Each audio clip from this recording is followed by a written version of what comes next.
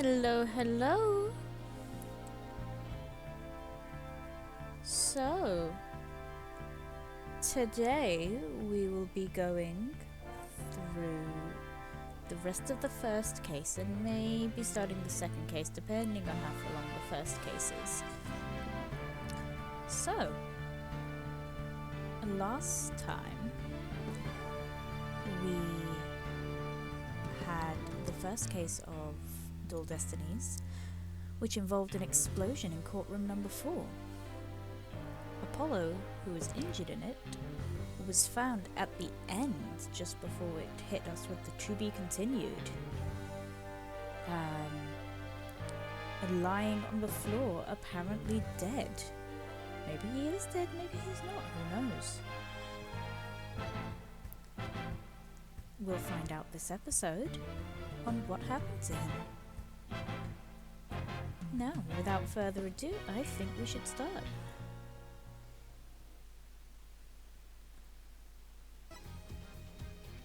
There we go.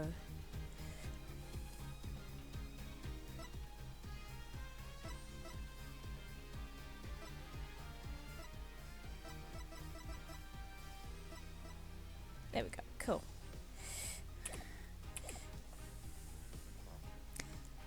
Load game.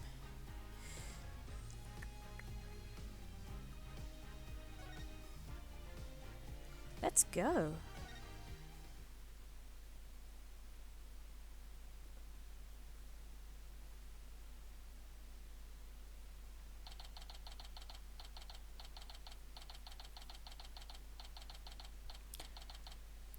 December 18th, District Court, Defendant Lobby number 5. This isn't exactly how I envisioned the second day of the trial to start, but given how things ended yesterday... Good morning. The mood sure is tense. Not that that's any surprise. Oh, hey, did you read the paper this morning, boss? Huh? The paper? That came out of left field.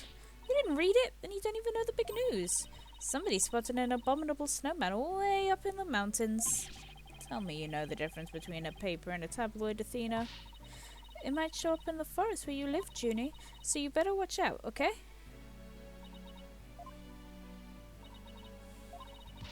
You really should read the story for yourself. I couldn't even begin to do it justice.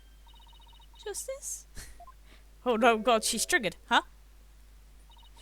Oh, poor Apollo. And it's all my fault. Athena! Oh, Junie, what was I thinking? I'm sorry. What we found yesterday was not Apollo's dead body, thank goodness. He'd been assaulted by somebody with a blow to the back of his head and was lying unconscious. We rushed him to the hospital right away and it looks like he's going to pull through. But it was still quite a shock to stumble into a scene like that. Is Miss Woods alright, Athena? Well, I managed to get her to stop crying and now she's resting on that sofa over there. I guess she really feels responsible for what happened to Apollo. Poor Junie. She believes that the reason Apollo was attacked is because he was helping her look. Oh, I guess I can see why she'd think that. By the way, how are you doing? Who, me? Yeah, you. I know you're concerned about Miss Woods, but are you alright? Me? I'm doing just fine, boss. I mean, yeah, it was a huge shock, but I'm alright. People who have studied analytical psychology are great at times like these. After all, they learned how to control their own emotions too. Somehow I don't think it's as easy as she makes it sound. See, Widget is crying. But there's no denying she's a real trooper. Apollo doesn't remember a thing, does he? Yeah, he can't recall anything from the time right before he was assaulted. Nothing about what he was doing in courtroom number 4 or who assaulted him. The doctor said it's probably due to that hit he took to the head. Assaulted in a court of law and losing your memory of that. I know how that feels. But who in the world would do such a thing, huh, Mr. Wright? Objection! Oh, fucking hell!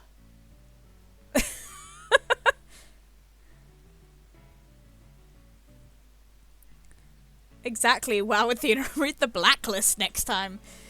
That was one of her squicks. It did happen in the second game. Phoenix got assaulted by a fire extinguisher. And he got memory loss.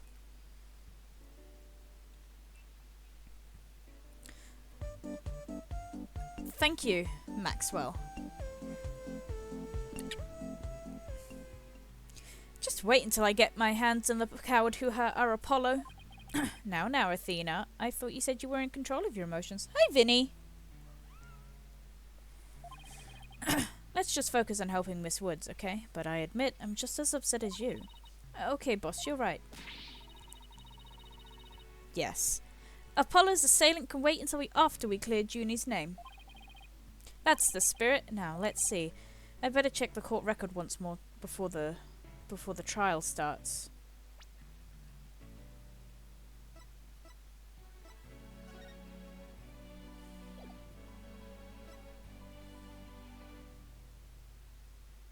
Assaulted during the trial yesterday. Thankfully he's going to be okay, but he's still at the hospital.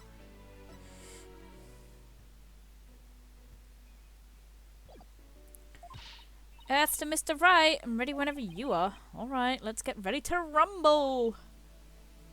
Just the back of the head.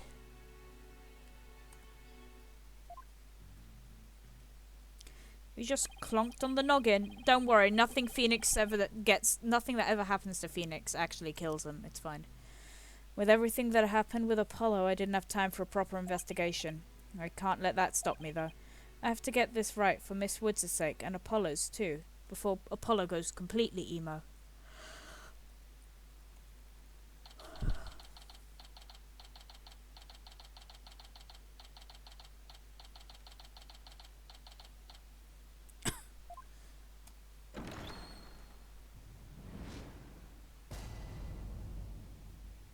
Pet the judge's bold little head.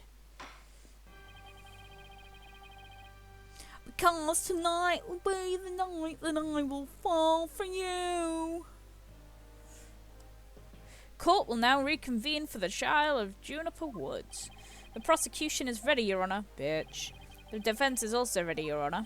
Now then, I believe I instructed the prosecution to further their investigation. Were you able to locate the remote switch in question? I am afraid the remote switch is still missing, Your Honor. I must say I'm disappointed, Mr. Payne. Not angry, just disappointed. I apologize, Your Honor. Aha! It looks like the prosecution is just as unprepared as I am. There is a separate matter, however, that I would like to bring up during the trial. A separate matter, you say? And what might that be?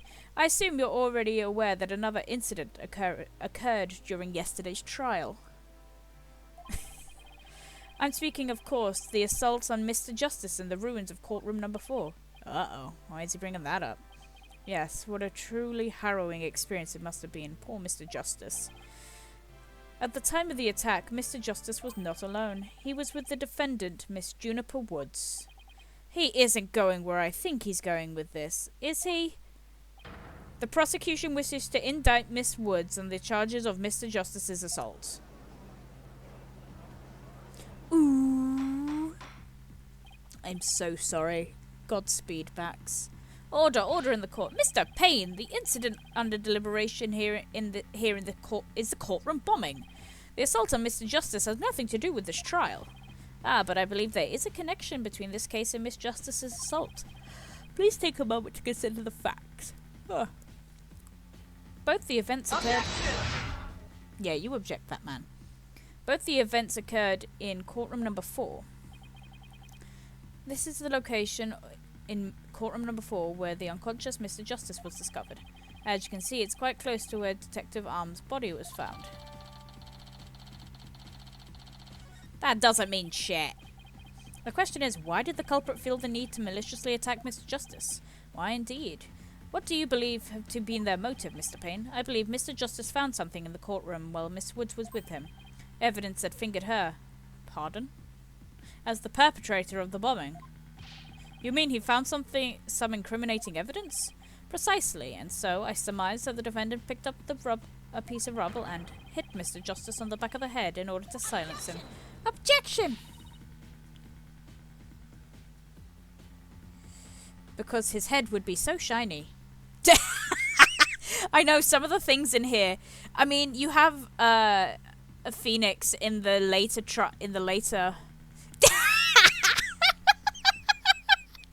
Oh no! You have Phoenix in the later trial saying, yes, daddy, to Edgeworth. Because, like, Edgeworth tells him to shut up or something, and he just kind of goes, yes, daddy. And I'm like, excuse me? Poor Bax can't hear anything, and all she has is the context of fingered who? She was devastated when we found Apollo hurt like that. Miss Sykes, please control your outbursts. Ahem. It is the prosecution's belief that by deliberating on Mr. Justice's assault, God, they are, we can draw ever closer to the truth of the courtroom bombing itself. Very well. Miss Woods is hereby officially indicted on the charge of assaulting Mr. Justice. What? Why are you listening to Mr. Toupee over there? Toupee. Although, considering our conversation yesterday, I think Apollo might have figured something out. I wonder what that was. He told me, I'm gonna look for evidence and clear your name, Juniper. Maybe the two incidents really are related after all. I would like to start by hearing from the defense. Hello?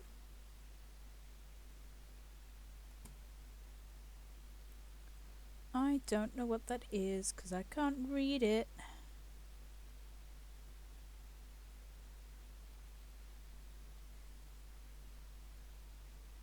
I don't know what just happened. Oh, thank you for the follow. Why are none of my bots working today? None of my bots are working at all. Normally I have a little message it's like, oh my god, thank you for the follow.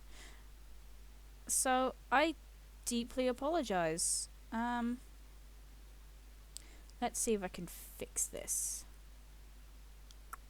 Docs.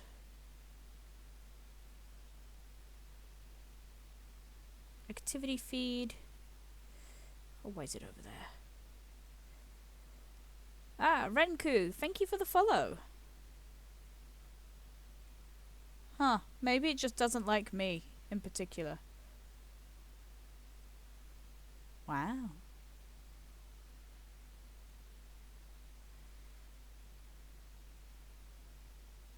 There we go, I can actually see stuff now. Cool beans. Because, like, the notification bot in this, in the, Discord didn't work. Nothing worked.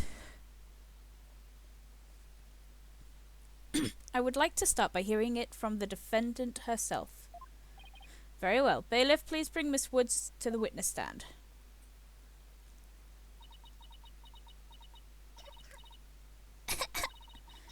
I'm sorry, I can't seem to stop. Miss Woods.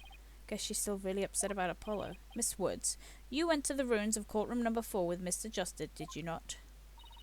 Yes, I did. Good, good. Now if you would, then, please testify about what happened in the court.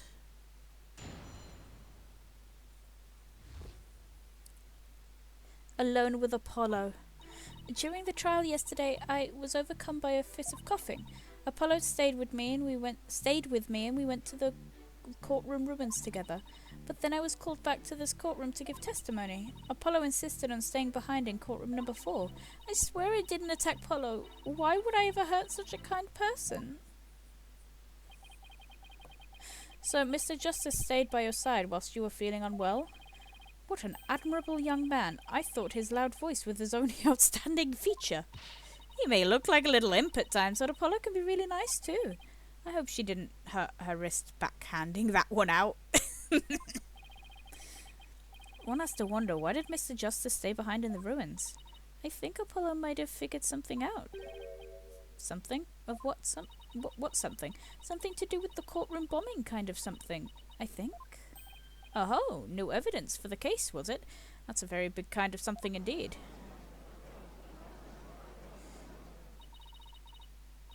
Yes, sacrifice chat. I believe so. He mentioned looking for some evidence when I was called away. Objection! Objection! Just as I thought, there is a connection between the two incidents. But the defendant has told a very big lie, Your Honour. What lie is that? When she learned Mr. Justice would be looking for evidence, she attacked him. She attacked him to give herself the chance to destroy that evidence. No, I never. Objection! Miss Woods repaid Mr. Justice's kindness with violence. We found proof of her foul deeds. Okay. In the courtroom ruins. What on earth? Oh my god, it's like Danganronpa all over again. It says Leon. You see it? Do you see it there in front of Mr. Justice's right hand? Witness the message he left us. It's written in blood. Woods? Why isn't that... That's right, Your Honour. It says Woods in capital letters. What?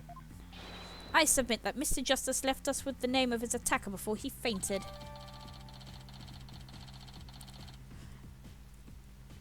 Yes. No, that can't be true. Why would Apollo write my name?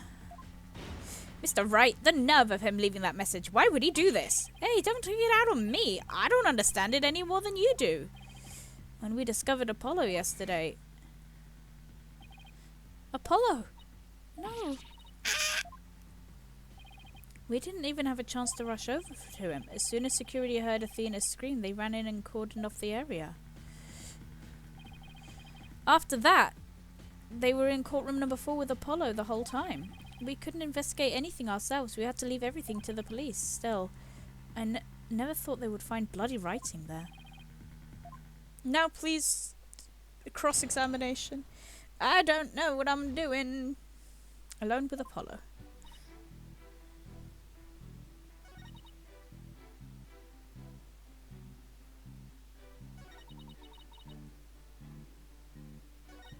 Hold it! Probably. Exactly did you go... Why exactly did you go to the courtroom ruins? We went to go look for my medicine to stop my coughing. Your medicine? Why would your medicine be in courtroom number 4? I dropped it in the heat of the moment. Bumrat Riney, he was keeping my medicine safe for me. He has a little compartment that you can put things in, see? And Phony Fancy has the same type of pocket. That's where the bomb was inserted. I had put my medicine for my coughing fits inside of Bumrat Riney. When I told Apollo about it, he said he'll help me look for him. There was so much rubble in there, I was worried, but there was no rubble or anything in front of the witness stand. So when we got inside, Apollo went straight there and started looking for my Riney in that area. It was so nice of him to do that just for me, in spite of all his injuries. Apollo is so strong and kind, just like the trees of the forest. The way she makes him sound, you'd think Apollo was some kind of ancient god. Oh, wait. So that's why you went to the ruins, I see. That seems to be quite an important fact. Please add that to your testimony, Miss Woods. Apollo started looking for Bumrat Riney. Do I have something to...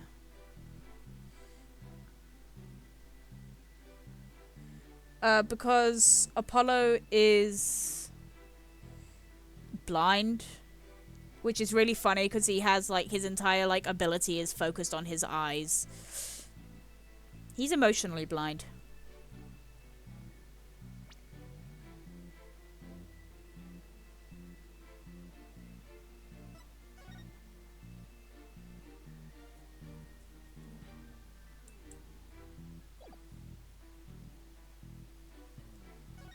We can clearly see there's rubble in front of the witness stand, right?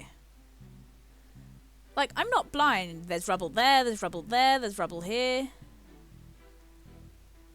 Is that rubble?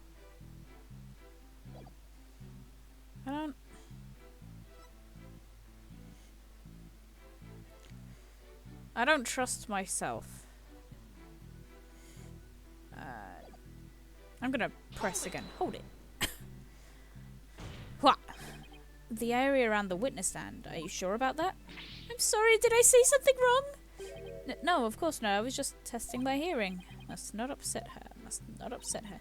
Yes, I'm sure that's where we searched first.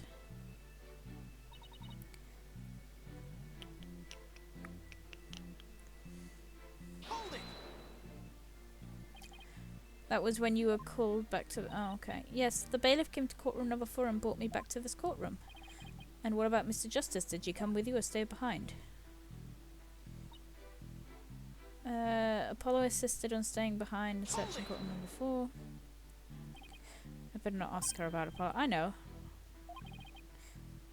Do you have any hobbies? I have growing vegetables in my garden. Jesus Christ! I have made the executive decision to lower those. There we go. Amazing. Good lord. I love to knit. I like sewing too. I made this outfit myself. Keep it up, Mr. Wright. It's working. Now ask her if she has a crush on anyone. Ahem. So, is there anyone in particular you like right now? Mr. Wright, is that question even remotely related to this case? Yes! Mr. Wright! Sorry, Your Honor.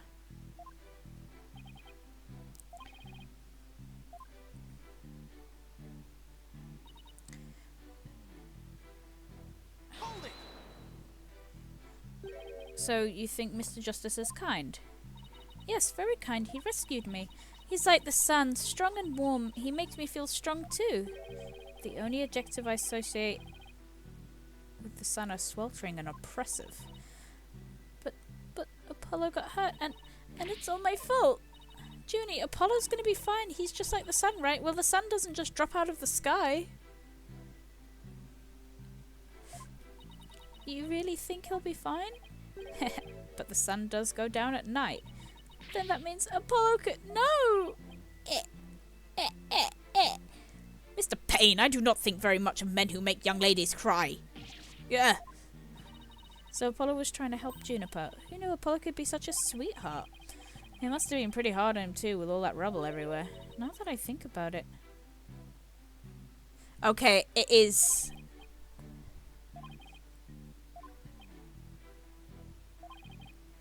Okay, cool.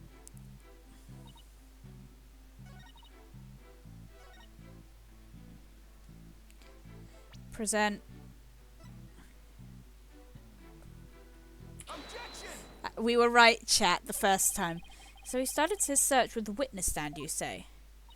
That's right. I guess maybe he wanted to start from the furthest point in the room? He was being so brave and strong. That's odd. Under the circumstances, he shouldn't have been capable of that. But he was, and he still is. He might not look like it, but he is brave and kind too. No, that's not the part I'm finding fault with. Someone has a crush on Apollo. What you are claiming is something that no one should have been able to do. I should think that anyone could be brave and kind if they wanted to be Mr. Wright. True, anyone can be brave and kind, but if you would please take a look at this diagram. With the courtroom in this state, how is it possible to walk up to the witness stand?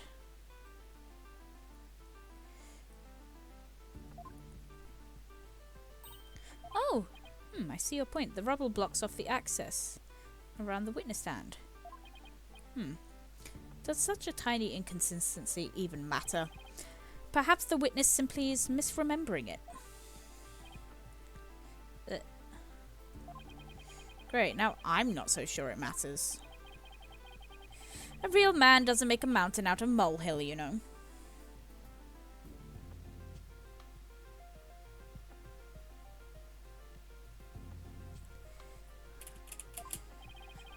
But that's precisely what Mr. Wright does best. Oh. I call slander, Your Honor. So, was it really impossible to approach the witness stand? I have to say, it's a bit hard to tell the accuracy just from the diagram. Mr. Payne, do you have any other photos of the crime scene? Let's see, Your Honor. Ah, yes, I have one more. Here we go.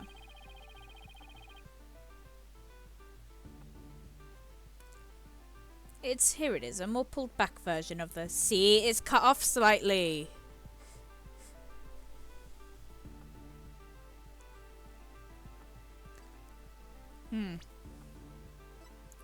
L100. L10015R. L100. Okay, I think I know what this is. Here it is, a more pulled back version of the photo I presented before.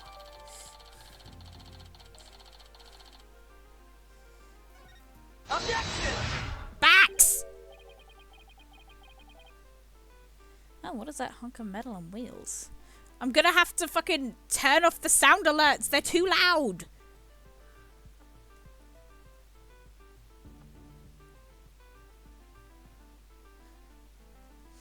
So you remember how...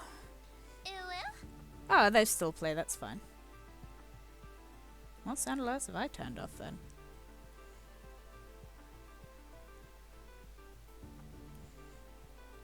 Your attack.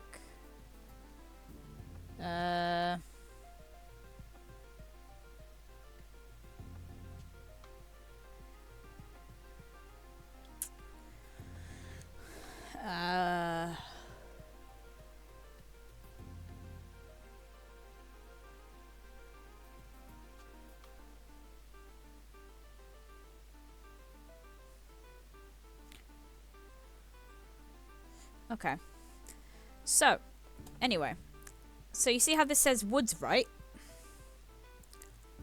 I think if you see this L100, right?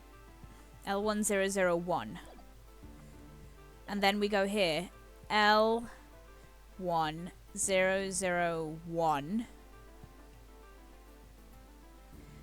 5R. Because you can see that goes around like that. So I think that's actually the number that is on the side of this thing here. Mr. Payne, is that metallic object in the photo Mr. Ternate's bomb transport case? That's right. Is there some sort of problem? Ah, yes. The transport case that was in there since... in the courtroom number 4 where the bomb went off. It's a long shot, but it might be it. It must have been there ever since. Oh, that's it.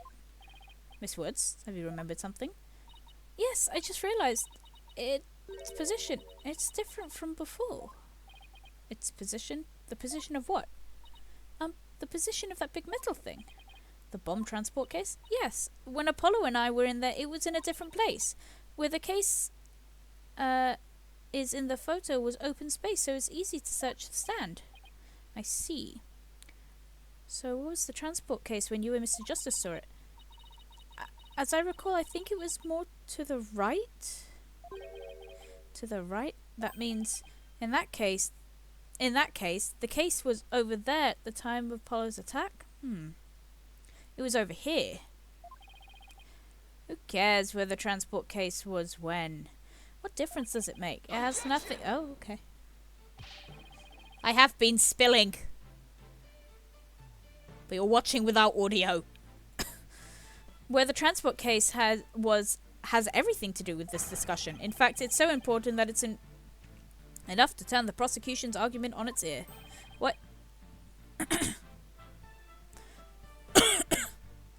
What? Well, that certainly sounds very relevant indeed. And you sound as though you know where this case was at the moment of the attack. Yes, Your Honor, the diagram represents the crime scene as shown in the photo. And this is where the transport case was at the time of the assault on Mr. Justice. You said to the right. There we go. Take that! Take that! Here. Your Honor, I said that this was the where the transport case was at the time of the assault, but that's inconceivable! Miss Woods? Was this where the transport case was when you saw it? Yes, that's where it was. Thank you, Miss Woods. I'm sure the court has noted an interesting fact about this position. The transport case covers up the writing in blood. Exactly. If the transport case was in that position at the time of the assault, then no message could have been written there because the case was in the way, which leads us to conclude that Mr. Justice could not have left the bloody writing. Why should we believe the defendant's claim that the case was in a different position? She's obviously lying. The fact that the case was moved after the assault on Mr. Justice is proved by more than just Miss Wood's testimony alone. And where is this proof? It's right here in the crime photo.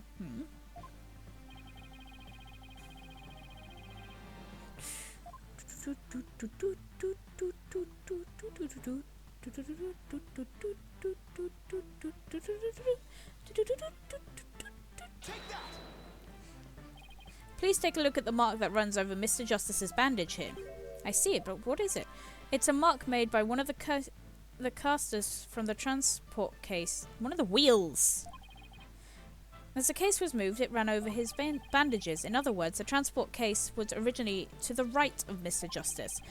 Then, after Mr. Justice was assaulted, the transport case was moved. What? Just as Miss Woods said, the case was covering the writing at the time of the assault. Therefore, it's impossible for Mr. Justice to have left that message in blood. No. Ugh.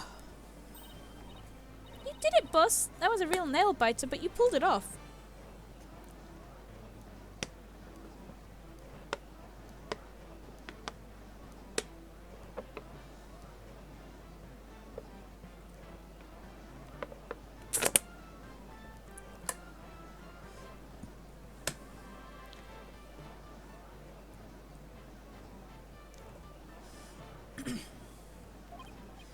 That should bring down the prosecution's claim like a house of cards.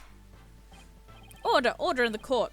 Mr. Wright, that was a very clever deduction. Ah, it was nothing, Your Honor. It was pure genius, take that.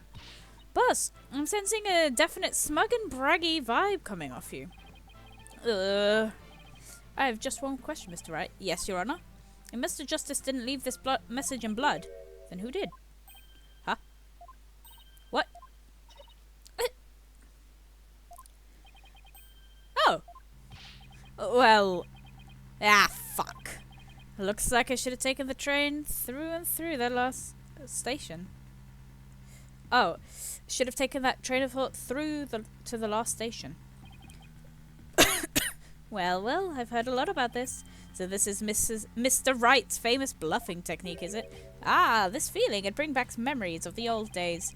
Back when you carved out a name for yourself by bluffing your way through thick and thin. Gee, Mr. Wright, the judge kind of makes you sound no better than a 2-bit con man. You made your argument with such confidence, Mr. Wright. I'd like to hear your answer with just as much confidence. Hey, until the judge asked the question, you didn't catch on either, Buster. What now, boss? I hope you didn't bluff your way into a corner. Think, Phoenix, think. There must be a way through this. I have to dig my way to the truth somehow.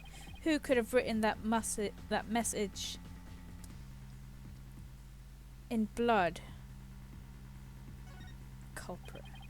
Apollo didn't leave the bloody writing.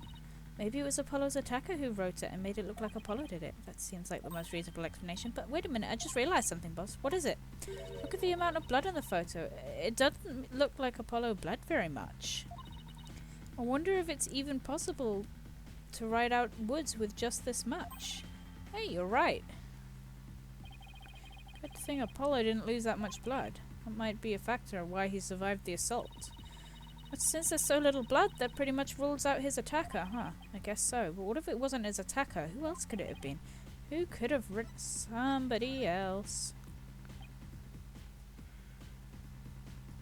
I don't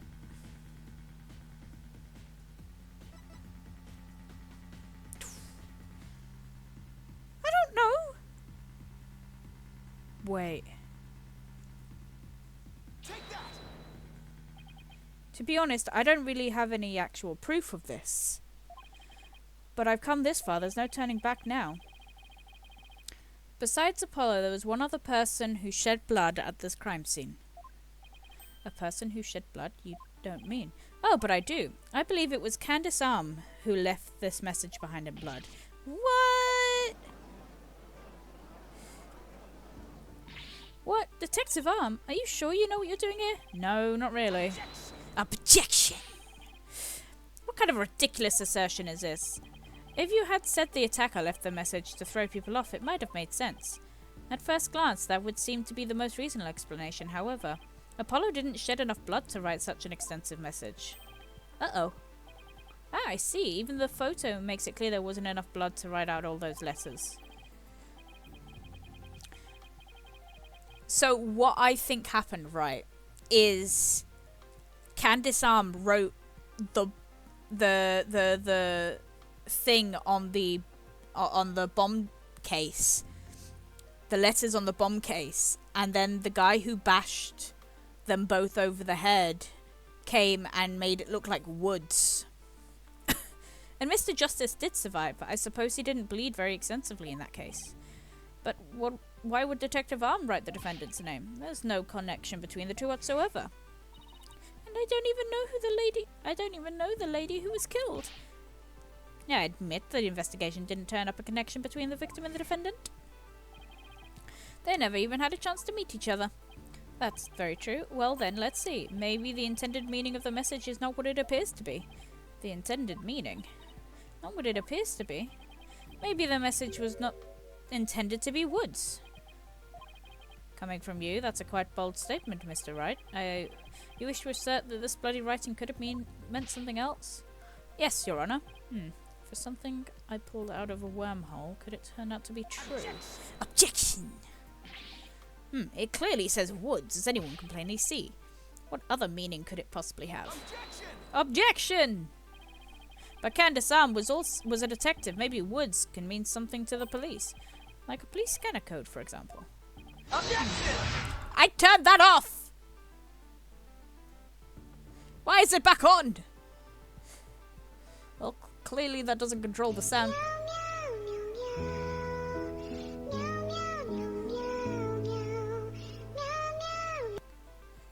I can't turn it off. Oh, no, Nobah, where you going, buddy?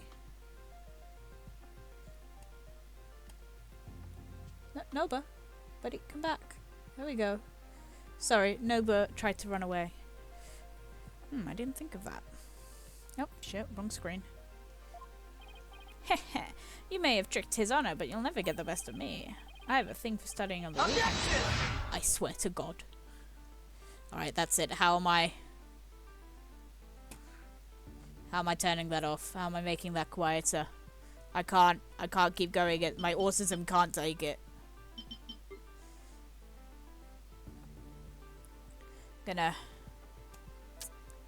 It's okay, I can fix this.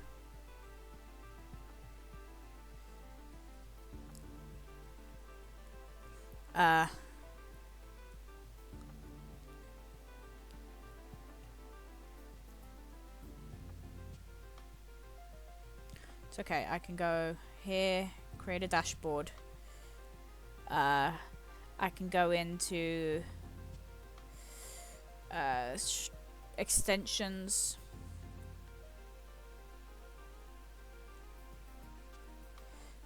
My extensions. Configure.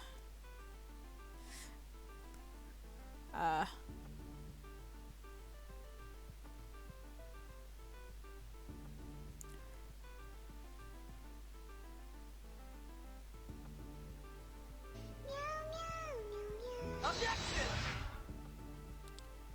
Objection! Objection! Objection! Okay.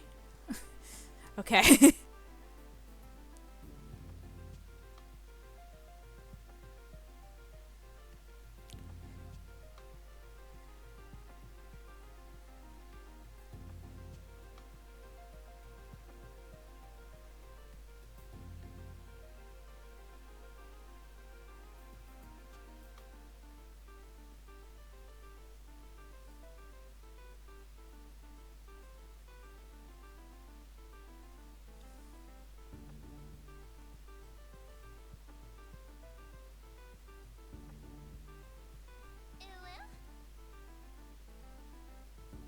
So I'm just making sure they're not too loud.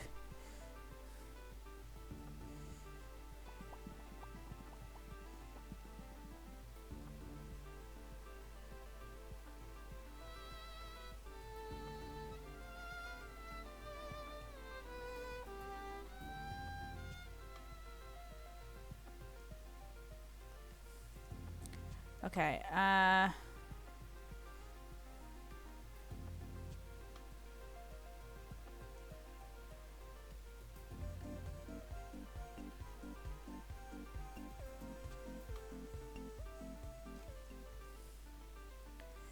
Okay.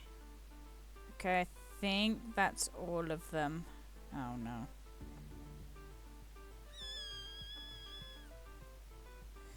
Okay. Is that all of them? Fucking better be. Okay, amazing. They're all at a bearable level. I'm so happy. Guilty. Thank you. I appreciate it, little lamb.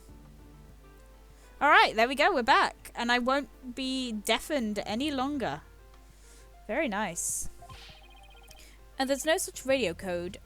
There's no such radio code as woods in this state, dear Mr. Wright. Is that fair? Don't look at me. I know as much as you do about police codes. Literally, that's him. Enough of this. I was quite taken with the defense's new theory. But if they can't substantiate it with anything. I can read. I passed English class.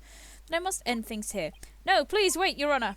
Very well, but before we discuss this theory any further, I demand a plausible explanation. So, Mr. Wright, what is the true meaning of the bloody writing? Well, I believe it, and no stalling. If you can't come up with an answer quickly, I will declare the discussion officially over. I'm in trouble now. What other meaning could it have had since the obvious one? Maybe it means something in another language, or maybe it's a code. Think, Phoenix, you can do this. Which piece of evidence will tell us what it really means? Boom! I hope.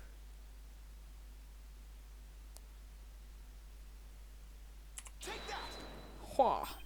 The bomb transport case? I've about had it up to here with your shenanigans, Mr. Wright. Take a look at the numbers on this case, Your Honour. L10015R. Does that look strikingly familiar? L100? What does that have to do with anything? What could those numbers possibly have to do with the case at hand? Now, please take a look at the bloody writing shown in the crime photo. Oh, I think I see it. Atta girl. That's one on my side. It says woods. No.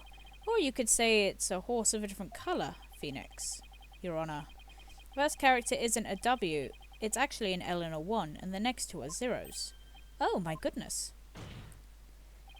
The true meaning behind the bloody writing isn't Miss Woods' name. It's the engraved numbers on this bomb's transport case. Objection! What are you talking about? The next part doesn't make any sense. The next number is a 1, but the bloody writing says D. But the number on the case and the bloody writing can still match up quite easily. Oh, wait, no. Fuck.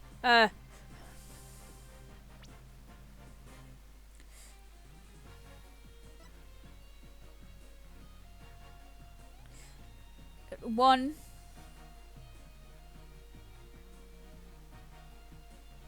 Erase one line.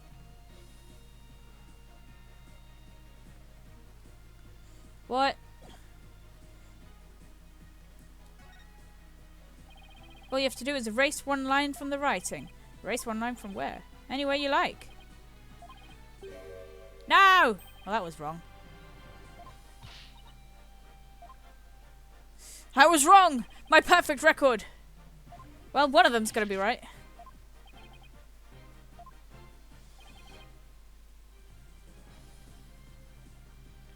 I don't understand. 2 lines. Okay, thank you.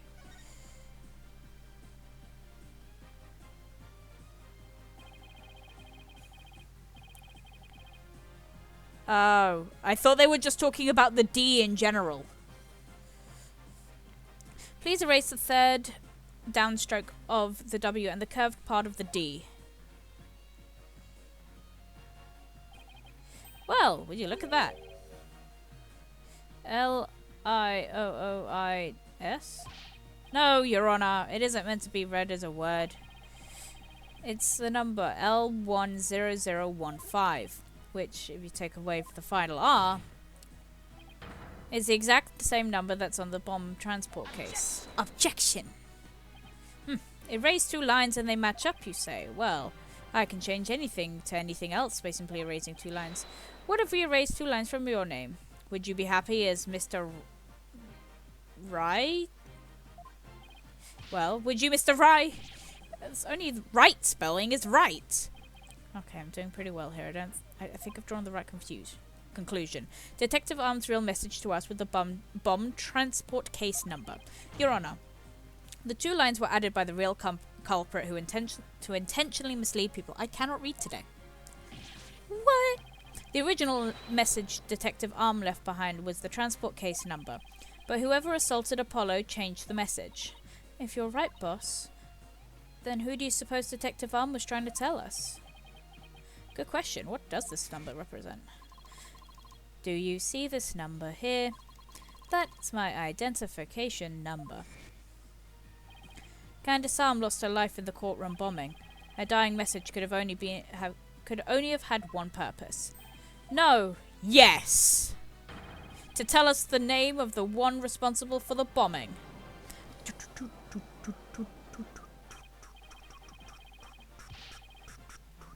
Well, don't keep us in suspense, Mr. Wright. Tell us, who was she trying to name? The culprit that the victim was trying to identify is none other than Ted Donate.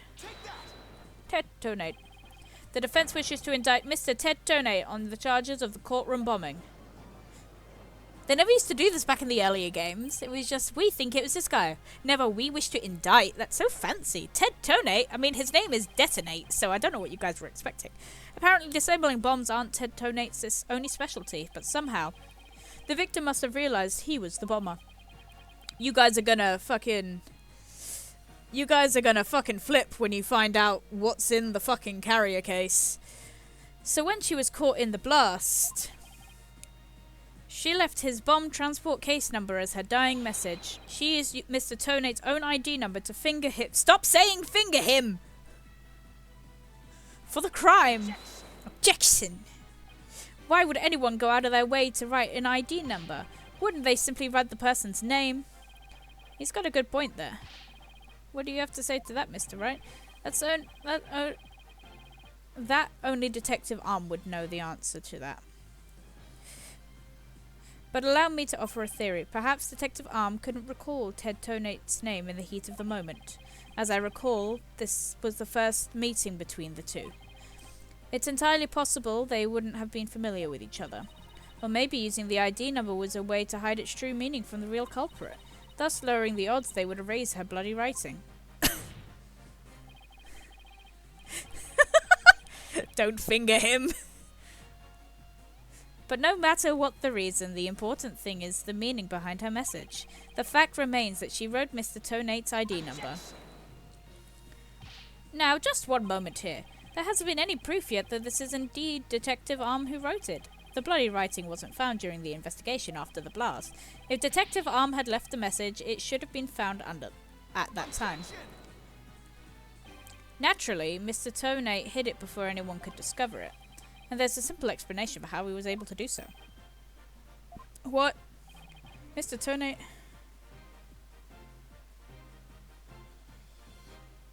The first to find the body.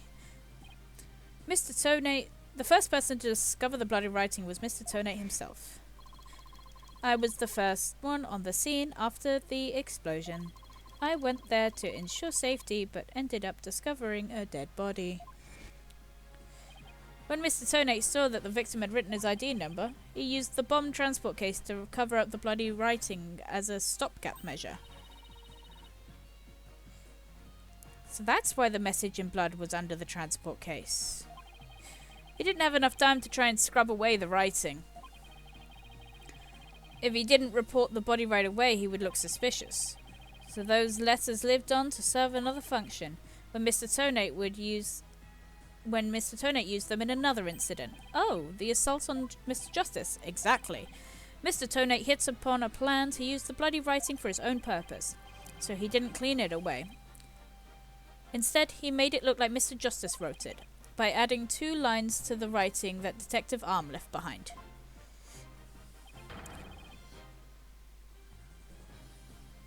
He changed the meaning of the message. He made it look like Mr. Justice was accusing Miss Woods of the attack. So that means The only person who could have altered the bloody writing in the court was the courtroom bomber, who was the same person that assaulted Mr. Justice. I'm sorry, she's so confused. And that person is Ted Tonate. Yacht.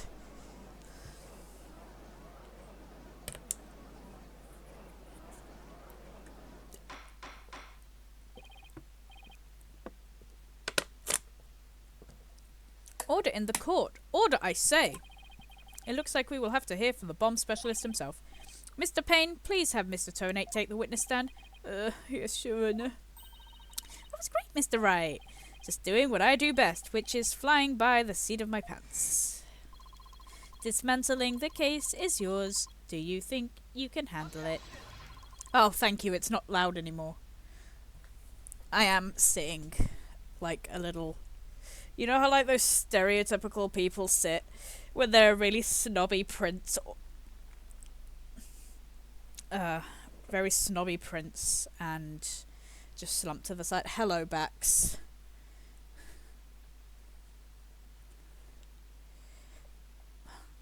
Bax, stop telling me about your sheep. Bax, I'm afraid of the amount of sheep you have. It is a strange and... It is a worrying feeling that I have in my chest. I don't know what you plan to do with it. I'm afraid.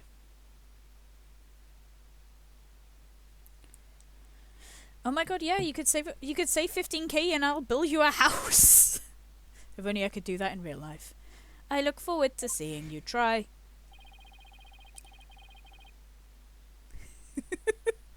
I've finally drawn Mr. Tonate back to the witness stand. Looks like you'll get your wish, Goggle Man. Watch me take your lies apart. I want a snack, but all I have is cheese. All I have is... It's not even real cheese, it's plastic American cheese. It's a dairy product. It's not even real cheese. It's barely dairy.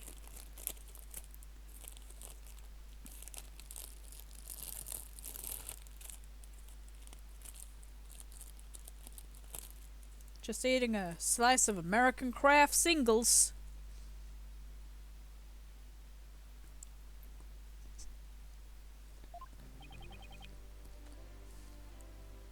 Mr. Tonate, I'm afraid we have more questions for you.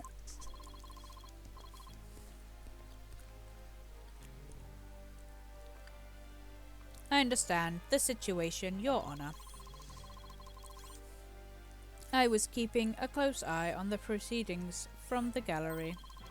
The allegations are all laughable. Objection! Shut the fuck up! I wouldn't be laughing if I was you, Mr. Tonate. The message in the blood matches your ID number.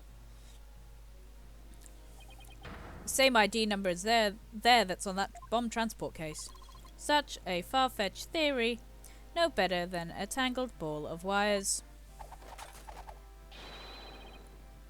I'll have them untangled for you in no time at all. You were the first person on the scene after Detective Arm left her message in blood. You were the only one who could have hidden the writing and used it again later. I see, ×2. But then, let me ask you, do you have any proof that Detective Arm wrote that message? Yeah, we could get a blood analysis. Well, do you analyze the DNA. Your Honor, I request that a DNA test be performed on the blood itself. Once we know whose it is, it will be obvious about who wrote the message. Very well. Bailiff, please request an ID for a DNA... Request for a DNA test with the forensics team. Yes, Your Honor! Will be some time before we have all the results of the analysis. Until then, let's hear more from the witness. Yes. I would like nothing more, Your Honor. I want the court to hear how ridiculous the defense's theory is. Oh, I have Oreos, but they're like off-brand Oreos, so they're like Orients. No, wait, that's racist. I'm so sorry. I admit I was the first one on the scene after the explosion. but there was no bloody writing there at the time. Anyway, there is no way Detective could have written it. She struck her head on rubble and died near the courtroom entrance. She was too far away from where the bloody message was found. So you're saying the victim's body was nowhere near the writing? I'm sorry, don't cancel me on Twitter.com. You know how, like, it's Oreo, but it's a fake Oreo, so I add NT to the end? There's no way to make that not sound wrong. Well, okay, good. Don't expose me on bluesky.com. So you're saying that the victim's body was nowhere near where the writing was? Precisely. It is as plain as day that she could not have written it. It's true that the body was discovered near the entrance of the courtroom. Please have a look at this crime scene photo. Damn. If only she was alive. She must have died after hitting her head there.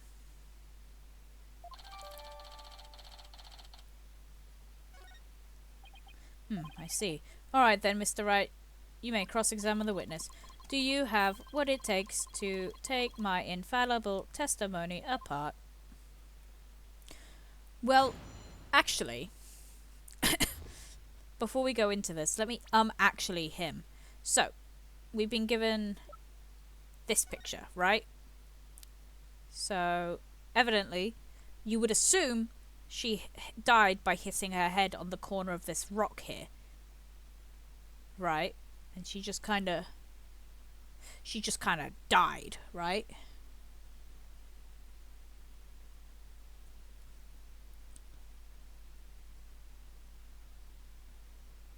Like, you know, boom, crack, the sound of her skull. However, I would like you to take a look at the autopsy report.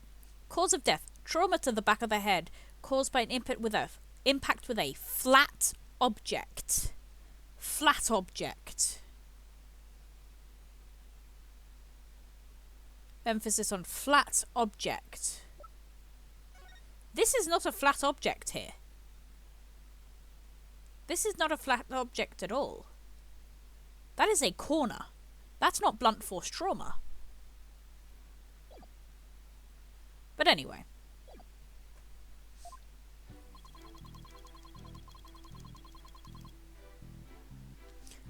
Man was first. Hold it!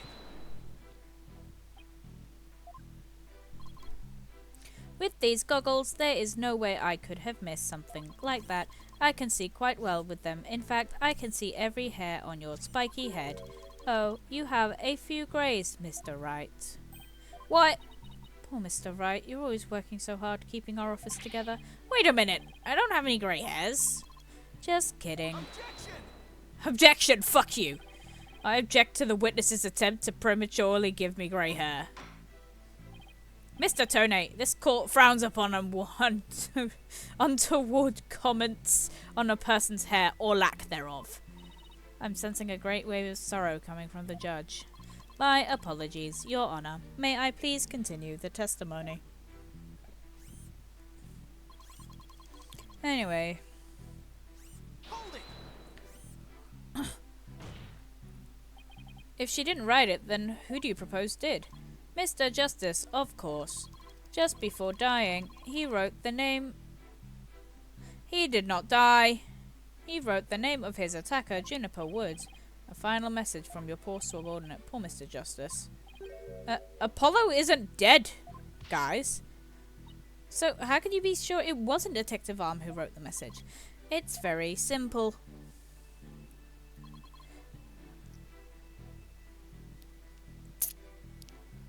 Hold it! I think I present the autopsy report here. Did you imagine?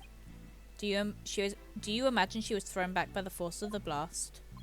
A bomb can inflict damage not only from the explosion itself, but also substantial secondary damage from the blast wind. Detective Arm unfortunately hit her head on some rubble. It's stated in our autopsy report. Ah, yes. Alright, fuck you. Cool, we're going back to... No, we're going back. What? Okay, present. Autopsy report. Objection!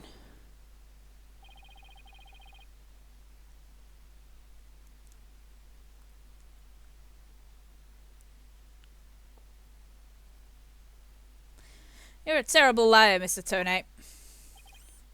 But take a look at this autopsy report, specifically the part about Detective Arm's head injury. Cause of death, trauma to back of the head caused by impact with a flat object. Yes, what about it?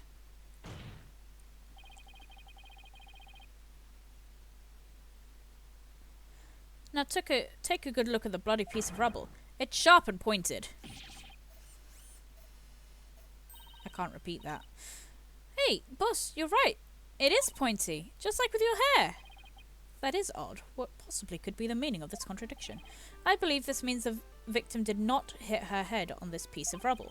The bloodstain, you see, is just another fabrication. Its purpose is to mislead us into thinking the victim died near the courtroom entrance.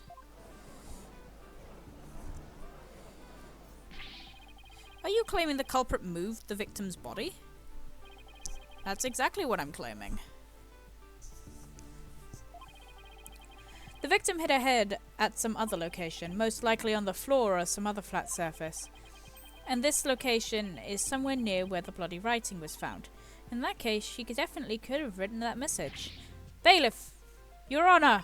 I have the results of the bloodstain analysis. Ah, very good timing. Let's look at... According to this report, the message was written in Detective Arm's blood. As the defense claims, the only part of the message that were added afterwards were written in Mr. Justice's blood. It would appear the defense's assertion is correct after all. Thank you.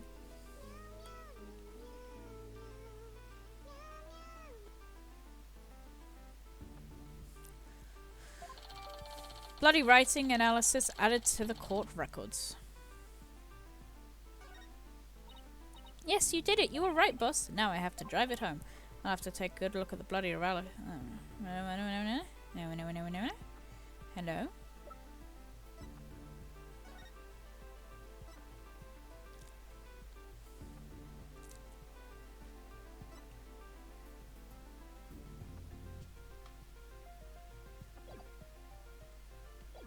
Okay, cool.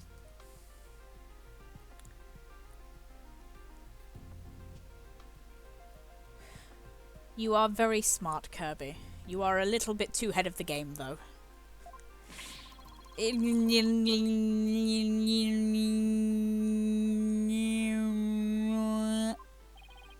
Mr. Tonate, it now is apparent that you have told several lies to this court. I hope you have some sort of explanation for this.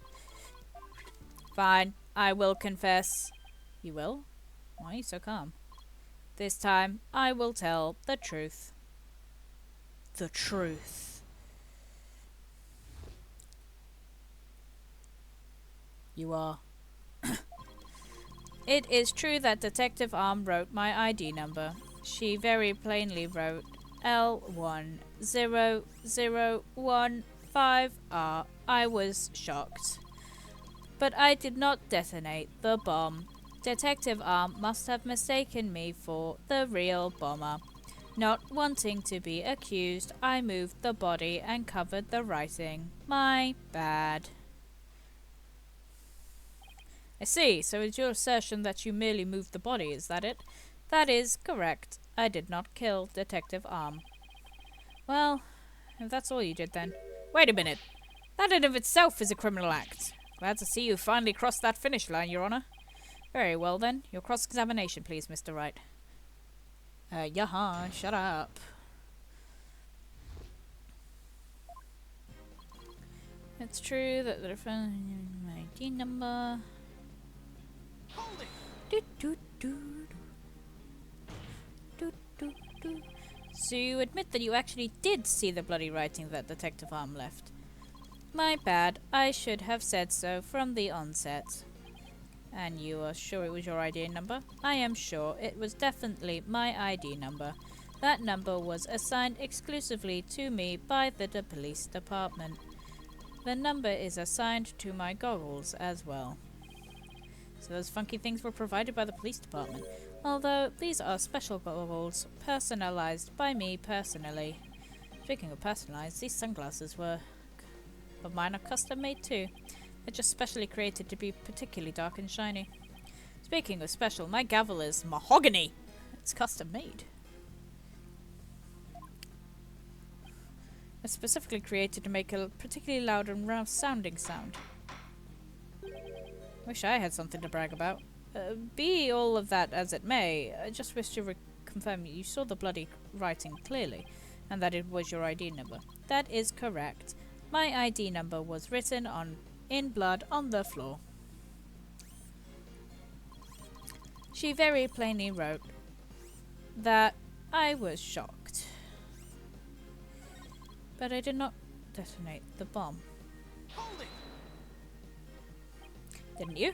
The victim may have had special knowledge about who the bomber was. I have no idea what thoughts Detective Arm may have had inside her head. It's not like I ever dismantled her mind to check. Mr. Wright, if you have suspicions about the witness, let's see your proof. Evidence is everything in a court of law, even a child knows that. How many years have you been a defense attorney now? Cut me some slack, will you? I had a few years off. Don't feel bad, boss. You just got your attorney's badge back after all. In that sense, you're more of a beginner than I am. I suppose I should be thankful you're not a licensed psychologist. Mr. Tonate, please continue with your testimony. With pleasure. My ID number was left at the scene, but... Hold it!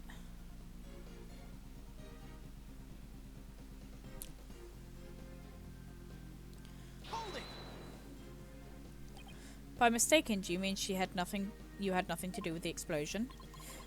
That is correct. This is why I was so shocked when I saw my ID number. The victim may have suspected Mr. Tonate for no reason other than the fact that, as a bomb specialist, he was in charge of the bomb. In other words, a false accusation. It's a vocational discrimination, I say. I don't support any discrimination of any kind. Well spoken, Your Honour. If the victim had been found to be killed with a gavel, Mr. Bluesuit over there would probably have pinned the crime on you. He would? Well, that just wouldn't do. Mr. Wright, if you dare try to pin anything on me, I will find you in contempt of court. But I've never even tried to harm a hair strand on your beard, Your Honour. Well said, Mr. Payne. Because I am so closely associated with bombs, I was afraid I would be prosecuted if anyone saw the bloody writing. Not wanting to be accused, I moved the body of the burning. My bad. Hold it! You didn't think to clean the bloody writing away? I did not have time. By the time I found the message, the blood was already dry. The police were waiting just outside for me to secure the room. I still had to move the body. I was in a panic. With no time to spare, I temporarily covered the writing with my case. Didn't you think the police would find it during their investigation? Regulation stipulates only specialists may touch the transport case because of the danger, you see. I thought it would clean up the writing. I would clean up the writing once they were finished. My bad. My bad? Does he really think that will magically smooth everything over? This guy is something else. And I don't believe Detective Arm's dying message was just some mistake. He wouldn't wriggle out of it that easily.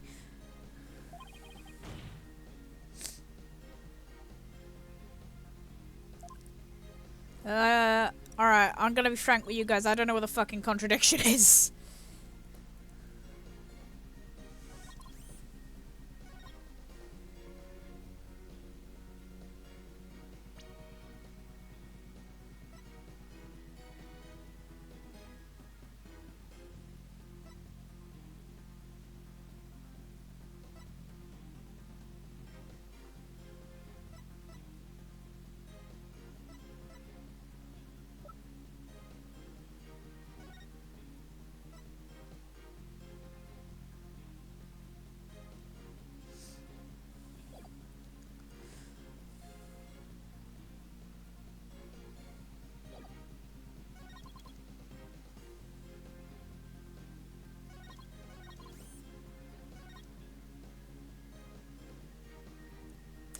It's true that Detective Arm wrote my ID number. She very plainly wrote L10015R. I was shocked.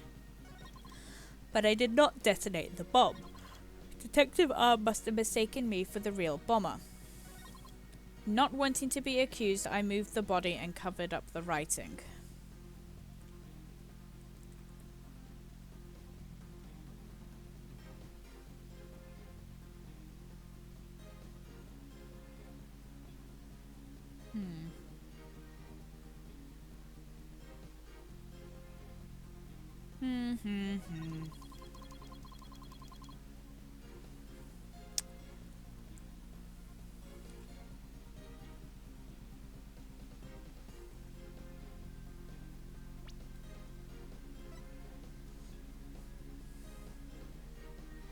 I mean, this is still missing.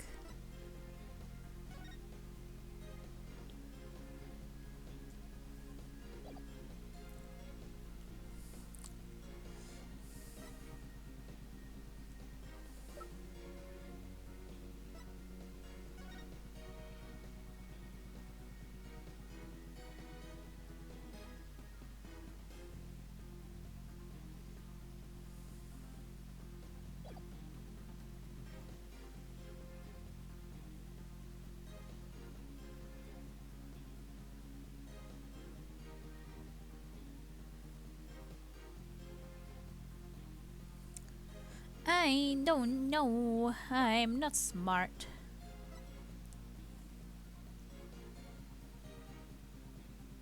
Why is the time of death such a big window? Like, that's what, 3 hours?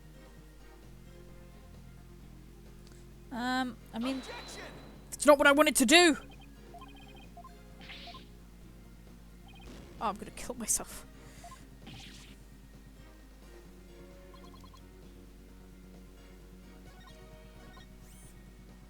Hold it! I don't think I pressed this one. And it was written after the bomb went off in the courtroom. Correct. I didn't even know she would write it, so that's what sent me into a panic. Sounds like you were in quite the tizzy. If I was in his shoes, I guess I would have been psyched me out too. Can't imagine coming across the message "Psychs" written in blood. If I saw gasp in pain written in blood, it'd suddenly make me gasp. Rest assured, Mr. Turnet, I understand how you must have felt. And so you discovered your ID number. That's right.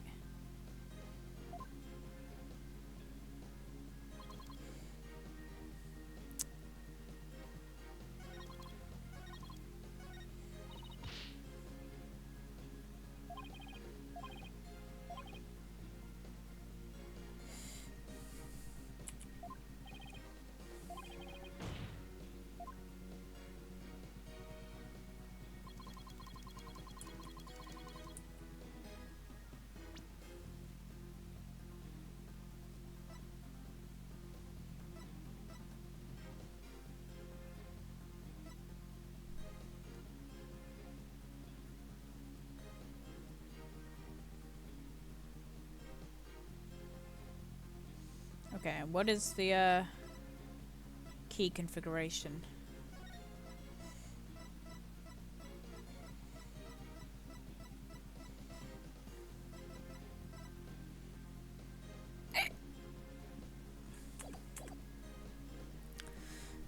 Alright, kids.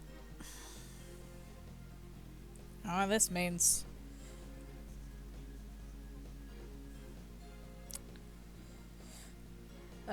just not smart enough to do this by myself, you know?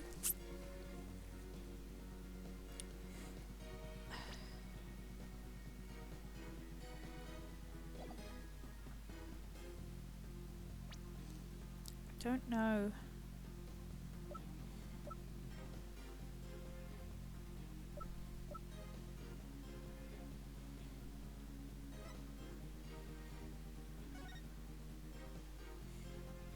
I mean, it doesn't say she died instantly. Yes, please. Absolutely do that. It's dual Destinies first case.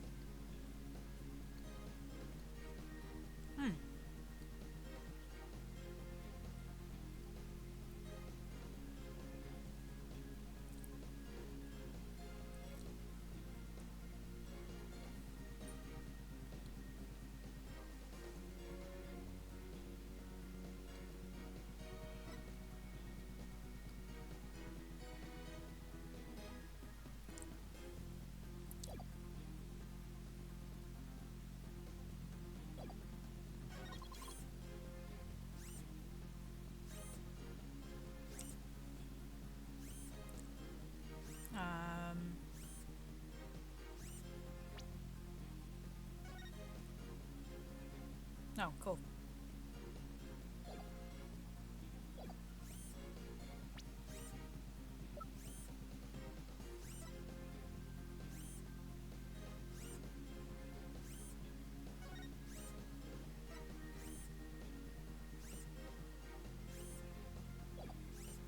Objection!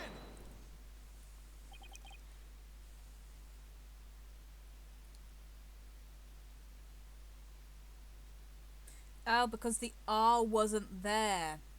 Ah. Ah. Ah. I just want to make doubly sure that L10015R is really what you saw written in blood.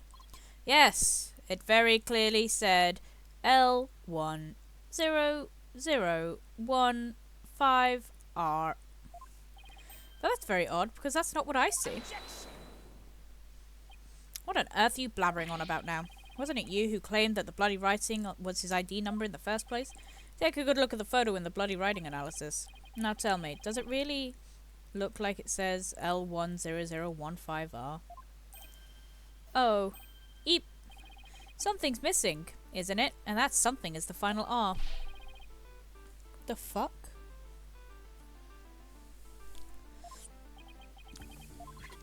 Oh, right. Now I remember, there was no R on the end. It was just a slip of the finger, my bad. Come back, my beautiful contradiction. Mr. Wright, I'm not so sure it was a simple slip of the finger. You have something for me, Athena? I sense he's extremely agitated, almost panicked. Really, I would have never been able to tell he was panicked. Thank you for that wonderful insight, Athena.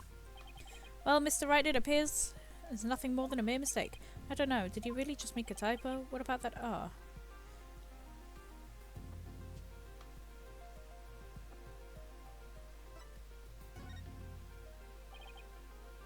Maybe he really did see the R, but there's no R in the bloody writing here. What's going on? Huh? Now that I take a good look at the photo, I think maybe... That's it! Huh? You trying to imitate Apollo in his cords of steel? I've got it, so that's what happened. A slip of the finger, is that really all it was? Because I don't think so. I propose that Mr. Tonate really did see the letter R. But the photo clearly shows there's no R. The bastard. No, Your Honor, actually, just the opposite is true. The photo shows that Mr. Tonate really could have seen the letter R. If you're going to make that claim, then you better point out what you mean. What part of the letter R?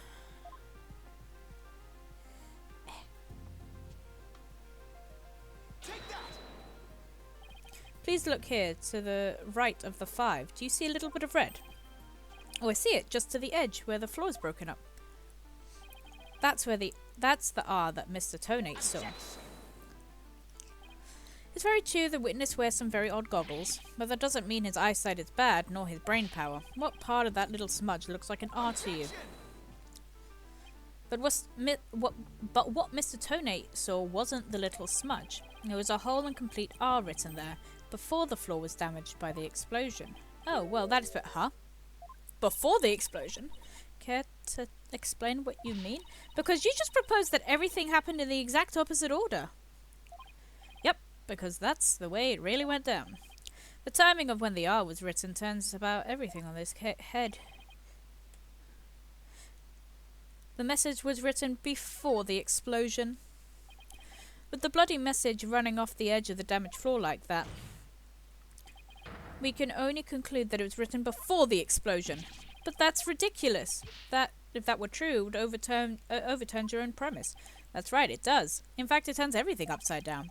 The victim was not killed by the explosion in the courtroom. She was killed before the explosion ever occurred.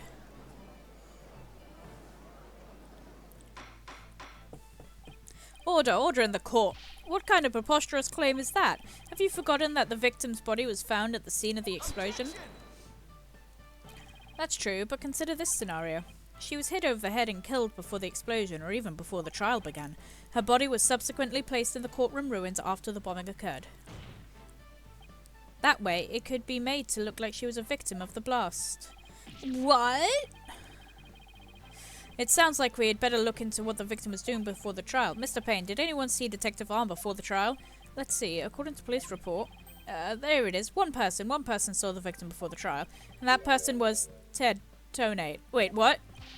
No one besides Mr. Tonate saw the victim? That appears to be the case, Your Honor. Ah, shit. I would now ask the court to recall something. Specifically, Mr. Tonate's words from yesterday. It was when Detective Arm and I were transporting the bomb. Oh my. Mr. Tonate, just before the trial, you were with the victim. The two of you were together at the scene of the crime, courtroom number 4. I cannot compute. Your Honor, the defense requests new testimony from Mr. Tonate. We wish to hear what he has to say about his whereabouts just before the trial. Mr. Tonate, your testimony, please, sir. My testimony. There is no need for our... He's completely unnerved. Mr. Wright, you must have hit the head on the nail. Because OTP. All I did was transport the bomb to the courtroom. I already told you it was... blast this thing! I was only in the courtroom with the victim because of our work. I swear I was only transporting the bomb there. You and the victim were alone together at the scene of the crime. In other words, you certainly had the opportunity to commit murder, did you not? Tisk, tisk. Do you always leave yourself so open to attacks, Mr. Wright? What now, Mr. Pain in the arse? Yes, Mr. Tonate may have had the opportunity to kill Detective Arm, but an important piece of your assertion is missing. Motive. What important piece? The murder weapon. Oh, never mind. What do you claim was used to kill the victim? I think he used the bomb to kill the victim. Mr. Payne had a point. Even if Mr. Tonate had the chance without a weapon, we can't accuse him of the crime. Well, Mr. Tonate? Oh, yes, that's right. I didn't have any sort of thing that could be used as a murder weapon on me. I couldn't have possibly killed Detective Arm. Did he really have nothing he could have used as a murder weapon? What is it, Athena? He's fucking lying! Just looking over the victim's autopsy report, I'm hoping there's something that can point us in the right direction. Well, it does say that she died from trauma to the back of the head with a flat object. Yes, and to inflict the specific kind of injury, all you would need is a flat surface, right? A heavy, blunt object with a flat surface could definitely be our murder weapon. Well, Mr. Wright, can you indicate the court what was used to kill Detective Arm? I believe I can. Believe being the key word here. You can. Then please do so now. What did Mr. Tonate have that could be used as a murder weapon? See, it's cracked here as well. Take that. Mr. Tonate, you say you didn't have anything that could be used as a weapon, but in fact you had the perfect thing. What? You had this. That's the bomb.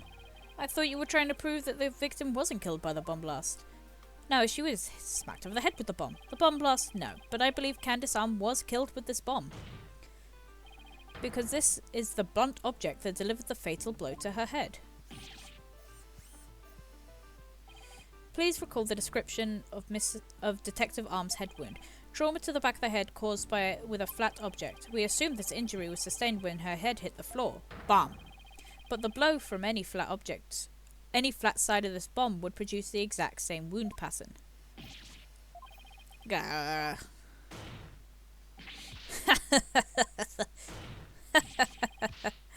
I'm not going to continue laughing. What's wrong with him? And show me proof. Where's the evidence I hit the victim with the bomb? He's right, I don't have anything decisive. Did you find any of the victim's blood on the bomb? That would be decisive proof. But too bad, the bomb's blown to bits. It's long gone. Boom! Game over, yeah! Ugh. Mr. Wright, is there really nothing on the bomb in the photo? Ah, I don't see any blood or anything. Wait, the timer display is a little broken here. Maybe it broke when it made contact with Detective Arm's head? That's definitely a distinct possibility, but unless we find a fragment with the victim's blood on it, it's not gonna... By setting off the bomb, Tonate managed to obliterate all traces of the murder weapon. What in the world do I do now? Times like this, I've got to change gears and look at things a different way. Instead of just looking at the things he wasn't able to hide, I should look at the things... I should look at a way to expose the things he did hide. Ted Tonate murdered Detective Arm before the trial started. Then he placed her body in the courtroom after the bomb went off, which means there had to be something he needed to keep hidden until then. Namely, the body. I think I just have the thing. Time to present the... Okay, now, I don't know if it's going to be this, or if it's going to be this.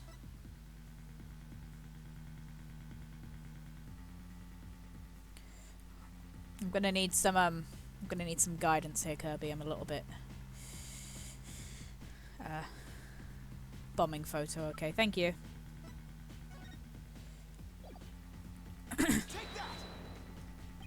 Your Honor, there's something we've been overlooking. The murder took place before the trial. Then Mr. Tonate would have had to hide the body somewhere during the trial. Hey, you're right. And if we can figure out where that hiding place was, exactly, we might be able to find some evidence that we can pin him down with. Oh, okay.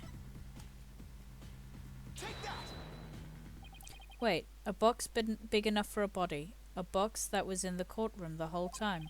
A box nobody would touch if they thought there was a bomb in it. Mr. Tonate, what is it? Do you finally have some decisive evidence to show me?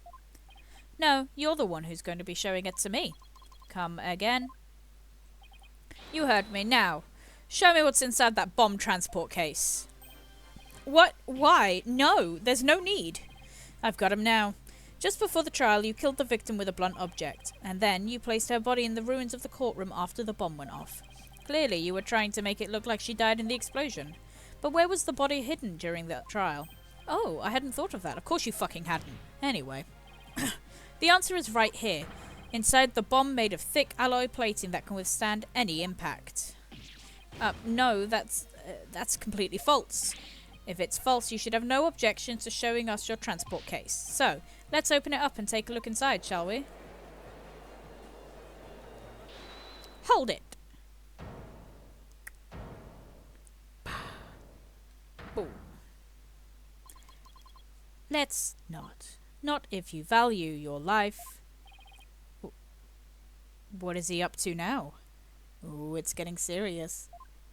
Remain calm and listen carefully.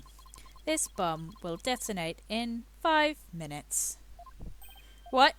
Huh? I repeat, this HH-3000 will detonate in 5 minutes. What's going on? Your Honor, I recommend you adjourn this trial before this bomb goes off.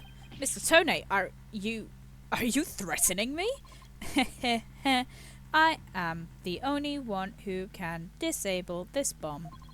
If you do not want to die, your only option is to listen to me. But Mr. Tonate, didn't you say that just a training model, a fake to practice on? I did, but I also lied.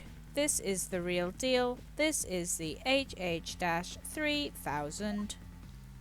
But the HH-3000 was used to blow up courtroom number 4, wasn't it? How do you know if it was the real HH-3000 that blew up courtroom number 4? Huh? The bomb that blew up the courtroom number 4 was a different one. One that I made. What? Then are we to take that as a confession on your part? Take it any way you would like. Just before the trial, I took the HH-3000 out of the stuffed animal and put my own bomb into it. That was the bomb that exploded and destroyed courtroom number 4. Mr. Tonate, please be reasonable. Do you really expect us to believe a crazy story like that? The real HH-3000, it is so unique. I had never seen anything like it. It is so unique that I could not replicate the detonation mechanism. So I just had to have it.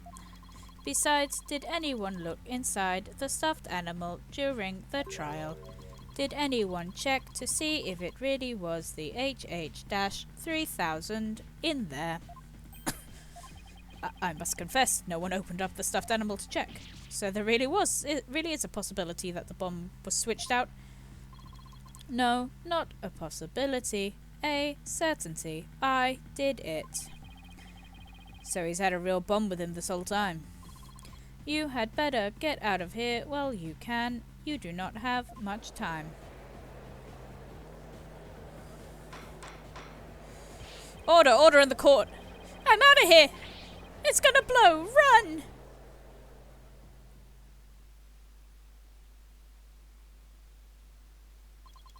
You four are still here. Well, aren't you brave? It just wouldn't do for the judge presiding over this courtroom to run. But that horrible explosion the other day, they gave Grandpa PTSD! The judge looks like he's about to book it for the nearest exit any second. As for Mr. Payne... Oh, there he goes. That's not the right way, but, you know, it's whatever. And he's off. Mr. Wright, what do we do? It's pretty pathetic to run now, wouldn't it? But the bomb might really go off. Only 3 more minutes, folks. Is that bomb really the real HH3000? What should I do? I can't run now. Well, it's been fun, but I will be going now with my dear HH3000, naturally. Oh, and by the way, I would advise against having me followed. Even with no remote switch, this bomb can still be triggered manually. If I think I'm being followed, I will detonate it on the spot. Farewell. Hold it! Hold it, you bitch. You're not going anywhere, Ted Tonate. Oh. Your Honor, there's no reason to be afraid. That bomb's a fake. It is? Are you sure, Mr. Wright? More of your famous bluffing. Even at the risk of your own life. Mr. Wright, none of your bluffing now, not at a time like this. Lives are on the line here. I'm not bluffing, and I have proof. You do? I do. Yes, of course, Your Honor. No, it's right here in the photo. Of the bomb, clear as day. Proof that Mr. Tonate's bomb's not the real HH3000.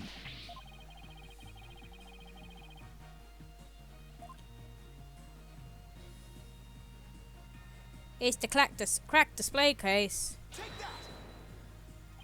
The display for the timer on the bomb in the photo is broken. Most likely it broke when Mr. Tonate used the bomb to attack Detective Arm. But the display on the bomb in front of us is not broken. Oh, you're right. Therefore, it's not the real HH3000. Mr. Tonate was clearly lying when he said he switched out the bomb in the stuffed animal. The real HH3000 blew up in courtroom number 4. This bomb is nothing more than a fake model used for training purposes.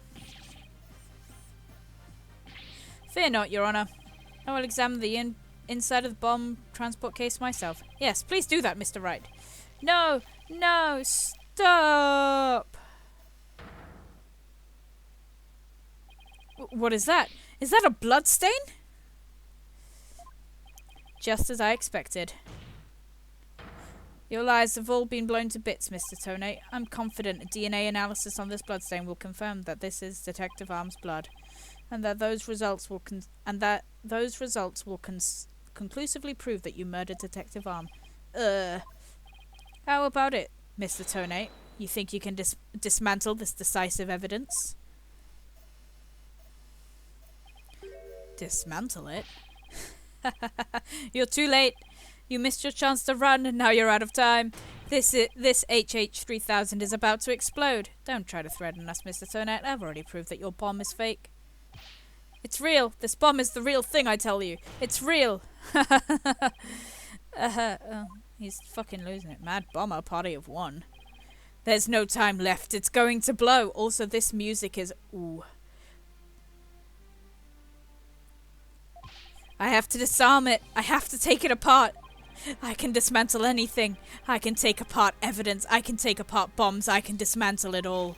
Dismantle, dismantle. Oh, good lord. Yeah, he goes a bit crazy with this one. I'm not gonna make it. Only one thing left to do.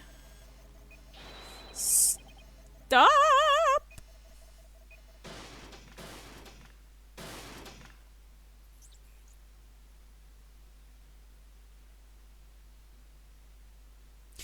The judge is just fucking staring at him. Made it.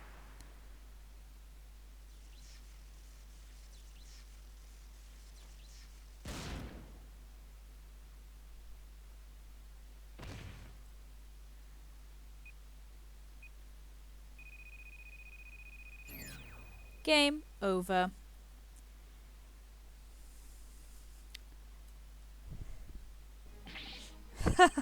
It's all over. My life has been blown to pieces. It's all that stupid woman's fault. I was selling the bombs I disarmed on the black market. When I tried to take this one, she just had to notice, didn't she? She confronted me in courtroom number 4 that day. And that's why I had no choice. Before I knew what I was doing, I hit her. It's all my fault. While I was looking for a place to hide her body, she left a message in her own blood. The trial was about to start. I didn't have time to clean it up, and now all of this. I thought for sure I could disguise her death with an explosion. And then that stupid defense attorney started sticking his nose into my business. After my testimony yesterday, I went to courtroom number 4 and I found out the kid had pulled all up. I found that kid all up in my bomb transport case. That's when I snuck up behind him and BAM! And then when the idiot police arrested that little girl, I thought for sure I could pin it all on her. Why? Oh, why? Yeah. He's a cop. What did you expect? Ted Donate, you are hereby under arrest. On suspicion of the courtroom bombing and the assault on Mr. Justice. Your innocence or guilt will be determined at a later trial. You just fucking... Okay. Now that I see the members of the public have returned to the gallery. One person, however, still seems to be running far, far away. Be that as it may, I am gay. I will now announce Miss Juniper Wood's verdict. Not guilty. Way! Woo! And we can go visit my boy in the hospital.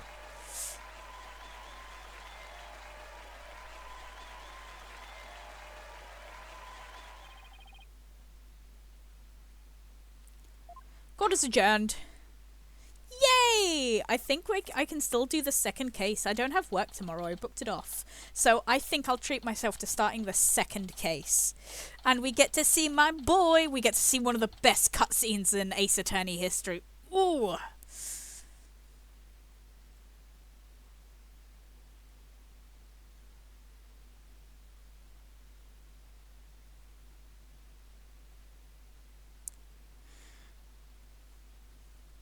Nobah's running away again. You did it, boss! Yeah, I guess we managed to pull it off somehow. So many mysteries cleared up all at once. It was amazing. It just sort of worked out that way, didn't it? That's not the kind of thing that usually just works out. You made it happen.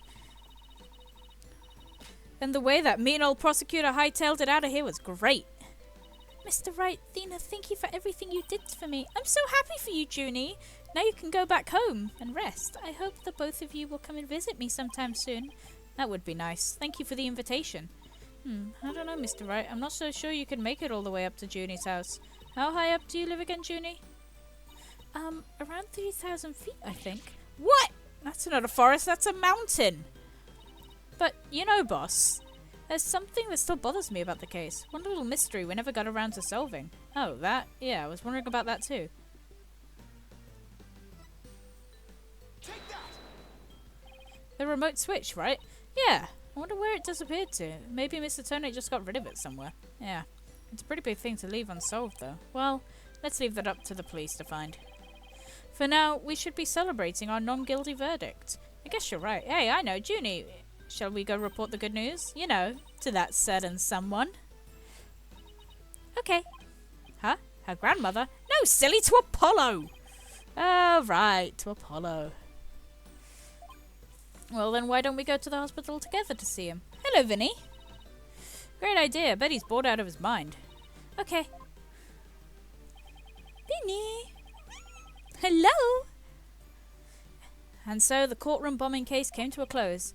But the next trial was just over the horizon. There's never a dull moment when with so many lawyers in the office, that's for sure. Apollo Justice, Athena Sykes, and me, Phoenix Wright. Vinny! Chat want to hear you meow.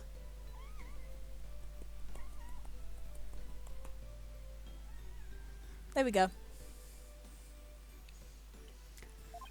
Between the three of us, there's no case we can't solve. When our powers combine, we're an unstoppable team. At least, that's what I believed. It's foreshadowing, you see. But all of that changed with what Apollo said to us that day. It was something that would put my faith in... Oh, hello. It was something that would put my faith in us to the ultimate test. Date. Time. Write anything, agency. This isn't the cutscene I'm talking about, by the way. Sorry, but I'll be taking a leave of absence. Wait, what do you mean by a leave? Can you at least give me a reason why? I can only say that this is something I must settle on my own. He's so emo. That's his daughter, by the way. The girl with the blue hat. Her name is Trucy. She's cute. These are dark times, when the law has been reduced to rubble, and it is up to us. Oh, why, Apollo? Why are you shutting us out?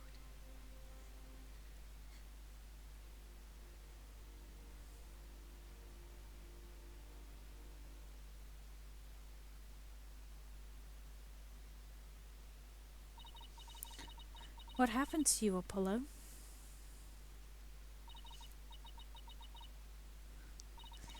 And now, for whatever reason, all my mind keeps doing is returning to the day I first met you. Okay, I can't speak slowly. And as we did, I came to know who he was and how he thinks. It was a very peculiar case, one in which the victim was killed by a mythical creature.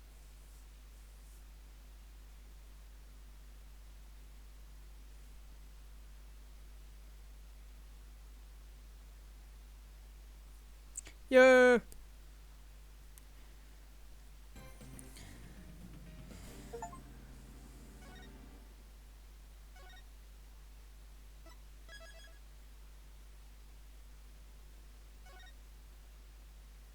Gotta deal with the yokai.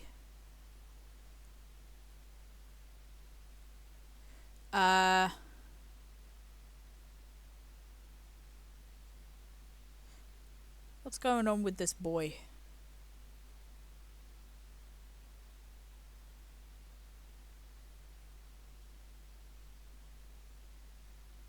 He just texted me everything with no context.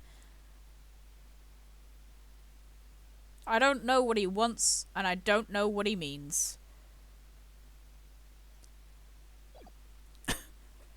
But yeah, what a reference. One of the guys I go to work with. Do I have to?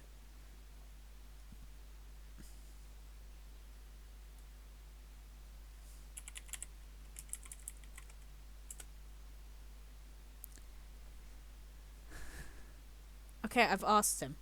But yeah, well, yeah, obviously. But yeah, is what a reference to one of his games.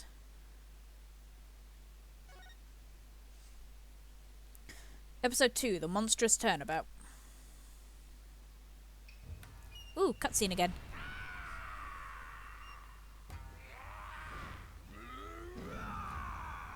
Oh, he just woke up.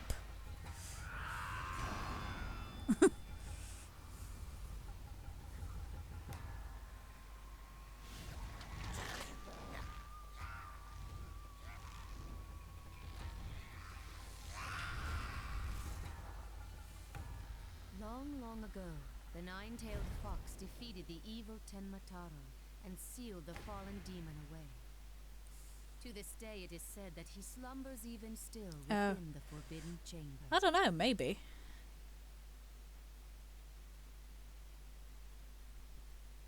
Night, night, Alderman. Sweet dreams. Night, Alderman. Sweet dreams. This man is the queerest character to have ever entered At Ace long Attorney. last, the revival of Tenmataro is at hand.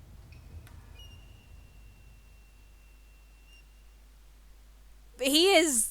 If you had to ask somebody, what does a stereotypical gay person look like? No, he's a bitch. He's not a nice person. A few months prior to the courthouse bombing. Like, if you had to ask somebody what a stereotypical gay person looked like, they would draw him. April 17th, Wright Anything Agency. I guess I'm a little early. Oh, hey, Apollo. Getting early start today? Yeah, this must be the first job I've had in a... This is the first job I've had in a while, after all. Well, aren't we all fired up? Well, it's not every day I get a call from Mr. Wright. What kind of work is it anyway? Mr. Wright didn't mention any of the details. Work? Is that how he put it? Don't tell me he just wants me to clean the toilet again. You've really become a fixture around here, Apollo. Come to think about it, it's been almost a year since I was hired. A lot's happened since then. But I've settled in nicely despite a few bumps in the road. My name's Apollo Justice and I'm fine, but I need emotional support. I've been practicing law for about a year, but I still have a lot to learn. This is the Wright Anything Agency and it's where I work. Don't let the name fool you, it's definitely a law agency. Don't forget that this place is a talent agency too, Polly. It's the law agency part of this office that's usually forgotten. And that's Trucy Wright, a budding magician, and adopted daughter of the agency's owner, Phoenix Wright. She sometimes makes me help with her magic tricks. And what's wrong with that? You're one of the agency's talents as well. I was under the impression that I was a lawyer. Oh, we'd better hurry. Doesn't look like Daddy's gonna make it, so let's get going. Huh? Where are we going? What about the job he mentioned? This is the job, Polly. You're supposed to keep me company today. Now come on. Another day of not being a lawyer. Should have seen this coming. This is why it's the Wright Anything Agency, you know. And there's no law-related work at the moment, so... Tell me again why I chose to work here. Where is Mr. Wright, anyway? Daddy said something about going to meet an acquaintance. But don't worry. Just focus on your job and I'll tell you exactly what you need to know. Well, let's go. We don't have all day. Wait a second. Another day of anything goes begins at the Wright Anything Agency.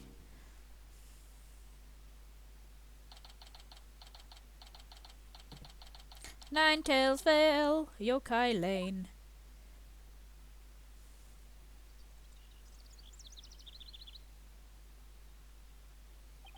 Phew. What are we doing way up here in the mountains? This is Ninetales Vale. Okay. Yokai.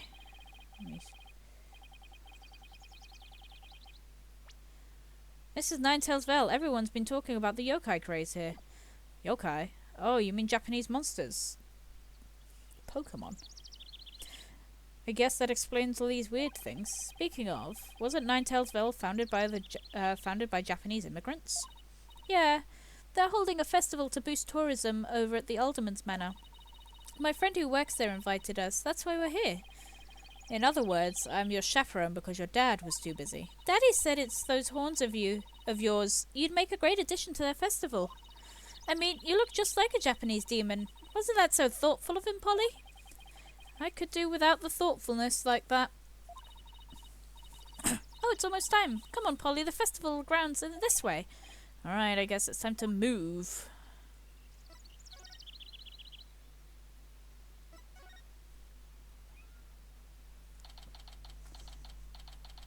Okay. Vinny, what are you doing? Oh, fuck's sake. She found a box. Vinny, did you find a box? Have you found a box to sleep in? Hey.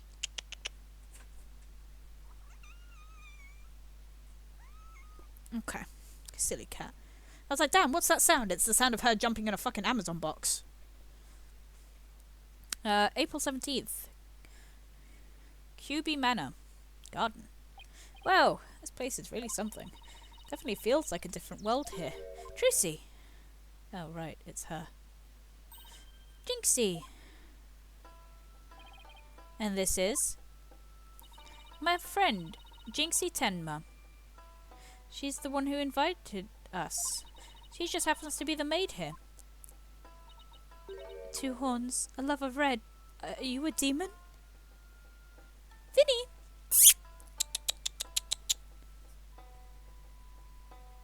She has gone. Yeah, she's left. She said bye. No, I'm Apollo Justice. Nice to meet you. Eek! He is a demon! What the? Begone! Foul beast! You look great, Polly. Feel some of that space on your forehead. What is this thing? It's a warding charm. Jinxie puts them on all the monsters she finds. But I'm not a monster. Maybe I should have told her you're a good demon. Or you could just say I'm a human. The red demon, emissary of the underworld. I got up early and to do my hair for this. Can I take this off now?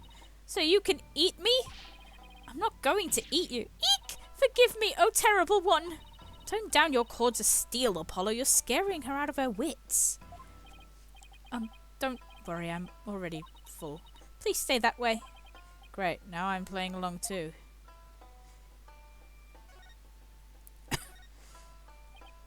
So I wanted to ask you about Ninetales Vale. Eek! Ow. Begone! Foul demon! Looks like you've been demonized, Polly. Literally.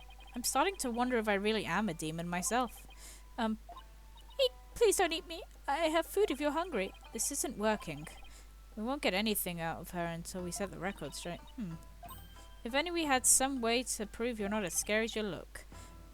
Ouch, unnecessary roughness. Looks like I have to present some proof. Proof that I'm 100% human. You never heard of demon at law?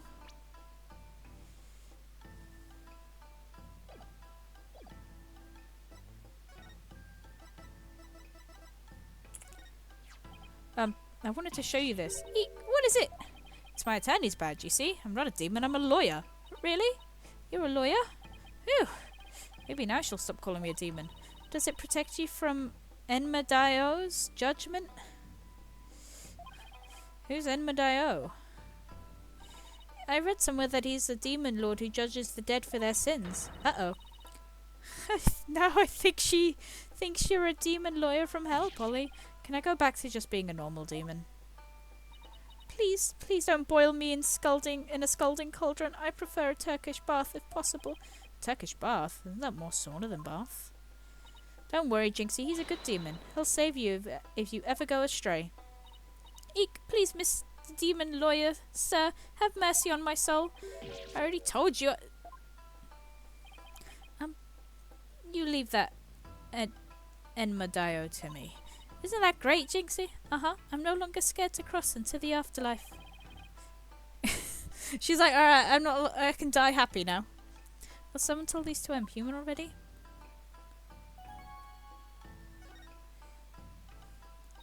So, Jinxie, I hear this village is the epicenter of the monster craze. Barely anyone's ever heard of it before now, and now it's packed for tourists. Really? So the monster craze is the reason behind today's festival? It was the alderman's idea, but I'd be careful if I were you. There are lots and lots of yokai prowling around Ninetale Vale. Prowling around? You mean like wild animals or something? And they're hungry too. Man-eating monsters? And they're all over the place? In fact, there was one at the manor yesterday. I heard the doorbell ring, but when I opened the door, nobody was there. It was the ding-dong demon. How else could you explain it? Well, when I was a kid, my friends used to play this prank called Ding Dong Ditch. Well, that doesn't prove yokai aren't real. There's even one here at the manor. The demon Tenmataro. He's imprisoned in the Forbidden Chamber. Tenmataro? The Forbidden Chamber? About the yokai you said was imprisoned there at the manor, is it true? He's super evil demon named Tenmataro. Here, take a look at the scroll. Tenmataro's the dark demon you see here. He's super evil and super scary. So that's the yokai imprisoned in the Forbidden Chamber. He was defeated by the village guardian yokai, the nine-tailed fox, and locked away forever. Excuse me? So you're saying Tenmataro is still trapped inside the Forbidden Chamber? Uh-huh. But he's just biding his time until he can escape. Still, we should be perfectly safe, because there's a really powerful sealing charm on the door keeping it shut tight. What? A charming security system. Thank you. You can keep the scroll if you want. The Elderman gave this to me, but holding it just gives me the chills, so... thanks, Jinxie. Maybe I'll give this to Mr. Wright. So I was wondering, are those things in your forehead or also warding charms, Jinxie? Yes, they're to prevent evil things from getting inside of me. Papa told me to wear them. Evil things? Apollo, don't you dare take those kind of charms off her forehead. They have to stay there, forever, got it? I'm concerned about you, Kirby. In a way, I just worry about you. But I also agree. I wonder what would happen if I did take them off. It's time for me to get back to work. Thanks for inviting us, Jinxie. You're welcome. Oh, and before I forget, there's going to be a surprise event today. Even I don't know what to expect, but it's sure to be fun. Better not be a yokai parade. She'd probably drop dead from fright. Eek! Ah! Demon! Oh, wait, it's just somebody in a suit, right? It's Tenmataro! Tenmataro? A demon for the Forbidden Chamber? Eek! Please don't hurt me! Be gone! Be gone! Be gone! Better watch out, little girl, or I'll snatch you away. Eek! Charm, charm, charm! Where's that die and go to heaven, charm? Oh, she put it on her own forehead this time. She's given up quick. Huh? Why is everyone hiding their faces? Hey, you there, you mustn't stare at Tenmataro like that. Lower your eyes. He'll steal your soul if you're not careful. Huh? Steal my soul? Seriously? Your devilry stops now, here and now, Tenmataro. Now what? Look, Apollo, there's somebody up on the roof. It's a bird. It's a plane. It's a fucking fox. Just wait until you see this guy, Kirby. Ah ha ha ha. That booming laugh. Could it be? My 9 golden tails are proof of my unassailable righteousness. With my band of 100 minions, I vanquish evil from the land. I'm the wrestler of righteousness. Yow. The golden lord of yokai, the amazing Ninetales, is here. Fear not, good little boys and girls, for I shall defeat Tenmataro. Ha ha ha ha.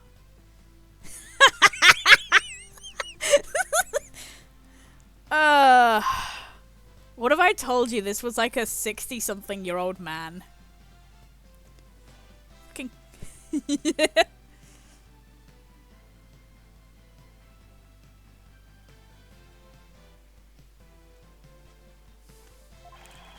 Yay! The amazing Ninetales!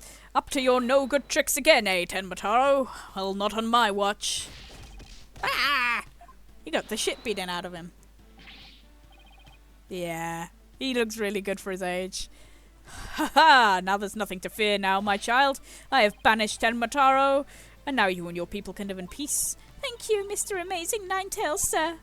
And now I must be off. Another match and another foe to vanquish await. Do you still say table? Is it still worth it? What was that all about? Did the wrestler just chase off a yokai? Looked like he came out of the Alderman's manor. That was the amazing Ninetales. He's a pro wrestler right here in Ninetale Vale. But no one knows his true identity. Jinxie sure seems chipper all of a sudden. What was that all about in banishing Tenmataro? That was a yokai exorcism. It's an annual ritual where Tenmataro is released to remind us of his wickedness. And in the end, the Ninetale Fox drives Tenmataro out and purifies our village. But the amazing Ninetales did the honors this year. So that was the big surprise, huh? The amazing Ninetales and Tenmataro, huh? Well, whatever floats our boat.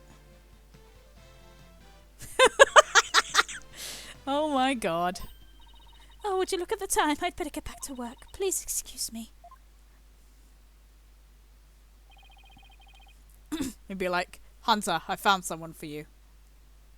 That's a strange one, alright? I think she's sweet in her own special way. Knowing Trucy, she's probably have a lot of friends who are sweet in their own special way.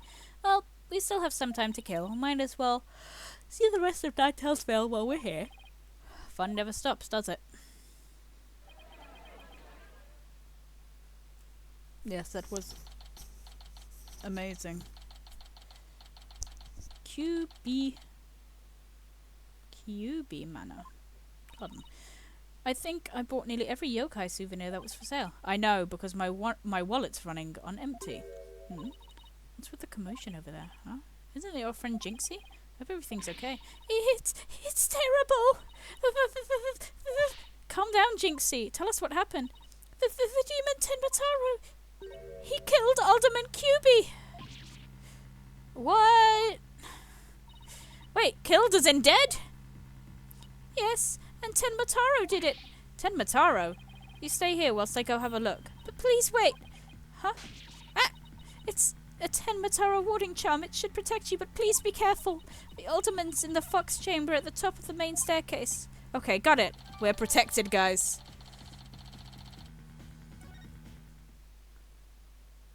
People die when they kill Trucy.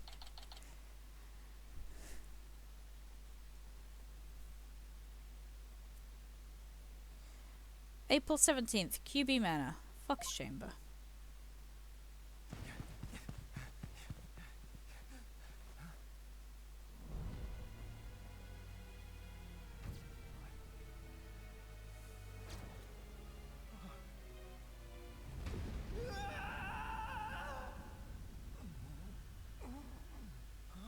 He's alive! You all right?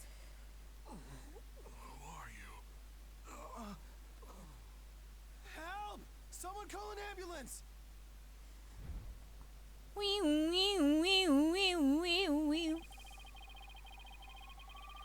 The police arrived soon after that, which at the point I returned to the festival grounds.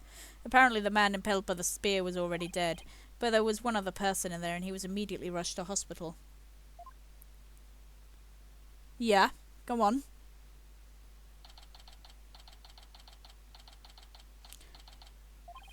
Thank goodness the other man's gonna be fine. Sounds like he'd only been unconscious. You think Jinxie's gonna be okay? I'm sure she'll be back to her old self in no time. At least she's calm enough for the police to question her for now. And I'd sure love to know what crazy animal left those feathers and tracks. Oh, here comes Jinxie. Hi, Trucy. Hi, Mr. Demon Lawyer.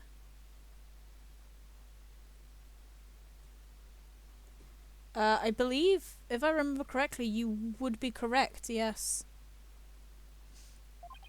Hey, feeling any better?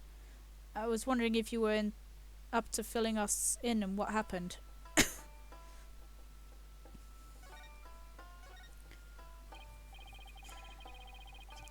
So the man with the spear in his chest was already dead. Uh-huh. That was Alderman QB. When I found him, he was already... So the victim was the village alderman. And the one who was found alive, who was he? Damien Tenma. He's the mayor of the neighbouring city, Tenma Town. They arrested him. So he's the killer? Nuh-uh! Papa didn't kill anyone! Papa? As in your father? That's right. Jinxie's dad is the mayor of Tenma Town. No way! Yes way, but he's innocent. It's just got way more complicated. The victim was the alderman of Ninetail Vale, and Jinxie's father, the mayor of Tenma Town, was arrested for the crime. Sounds like we have some investigating to do. I know this is difficult, Jinxie, but you need to hang in there. I know. I'll try my best. Would you mind telling me a little bit more about the victim?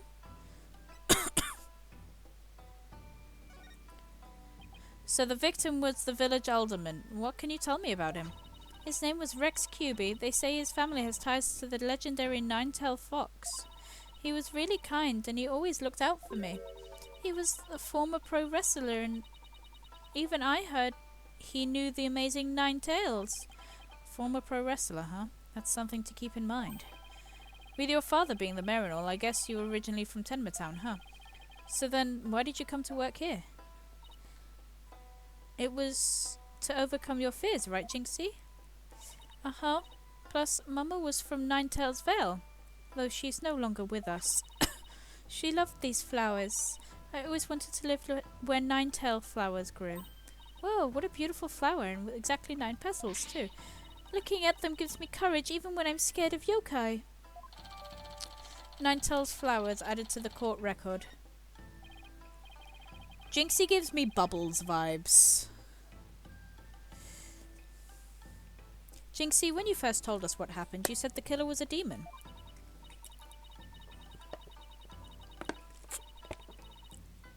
Uh-huh. The warding charm on the Forbidden Chamber's door, it's been removed. Forbidden Chamber's door? That big door that was barred shut? There wasn't a charm on it when I checked it out, so I guess it was removed by someone. That's how Tenmataro escaped.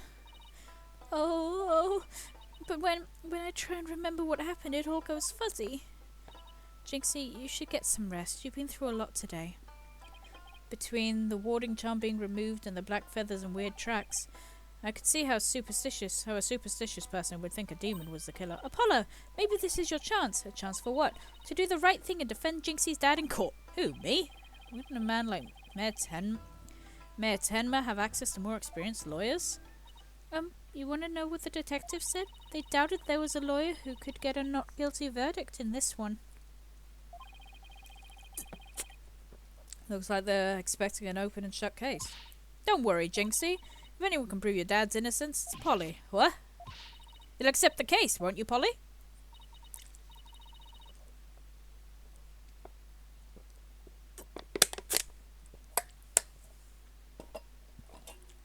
Oh, it's all over, isn't it? I'll be all alone for the rest of my life. Oh, right. Jinxie's mum's already dead. Alright. Jinxie, leave your father's defense to me. Attaboy, Polly! You're gonna help Papa, Mr. Demon Lawyer? Yep, because that's what lawyers do. Plus no toilet cleaning for a while. I'll do whatever it takes to make sure your father walks away a free man. Thank you, Mr. Demon Lawyer. I can tell you're one of the good ones. Red demons are usually so mean. It's been a while, but it's be fine. Ready or not, here comes justice. Guess I ought to go meet my new client. Before I should better jot this down on my notebook. Hey, Apollo, what's the notebook for? Oh, I just thought I should jot down some stuff about the case. So I like playing as Apollo, right? Because when you do, you get a checklist of what to do. You don't get that with anyone else. So if you don't know what to do, he will tell you. And so I don't misplace them. I'm putting them in my notes in the court record. I guess it's what you would call a to-do list. Oh, sounds handy. To read my notes, I just press the court record with E, and then I can switch between the tabs using Q and E. I almost forgot. It's about Jinxie's father. No matter how scary he seems, promise me you'll resist the urge to run away. Wait, what? His angry glare can paralyze you with fear, and some claim he can even shoot laser beams from his eyes. Well, maybe Papa isn't really that scary. Paralyzing stare, laser beam from his eyes. Sounds like some kind of monster. I think it's about time I see Jinxie off. I'll head back to the office after I'm done. Okay, thanks.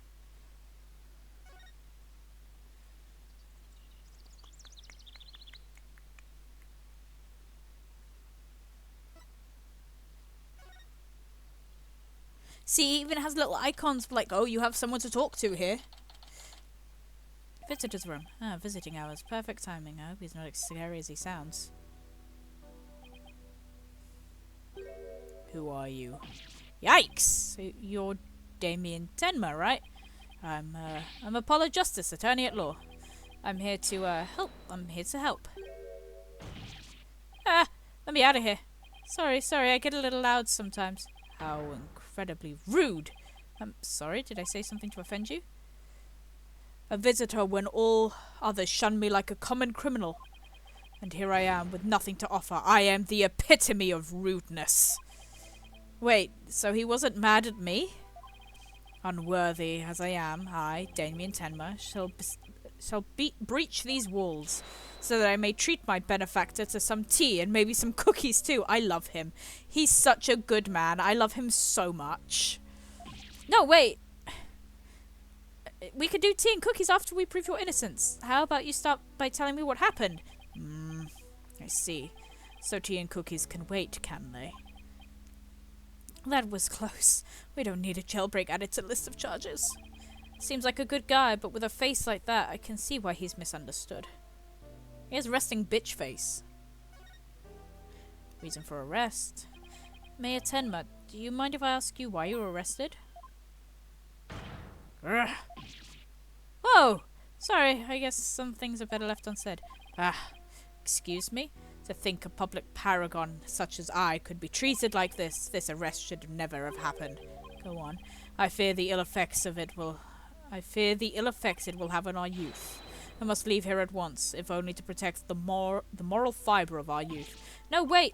You can protect the moral fibre of our youth after you've been declared not guilty. I suppose you're right. Our youth just came this close to quite a scare. He is the youth. My fingerprints were on the spear that killed Alderman Cuby.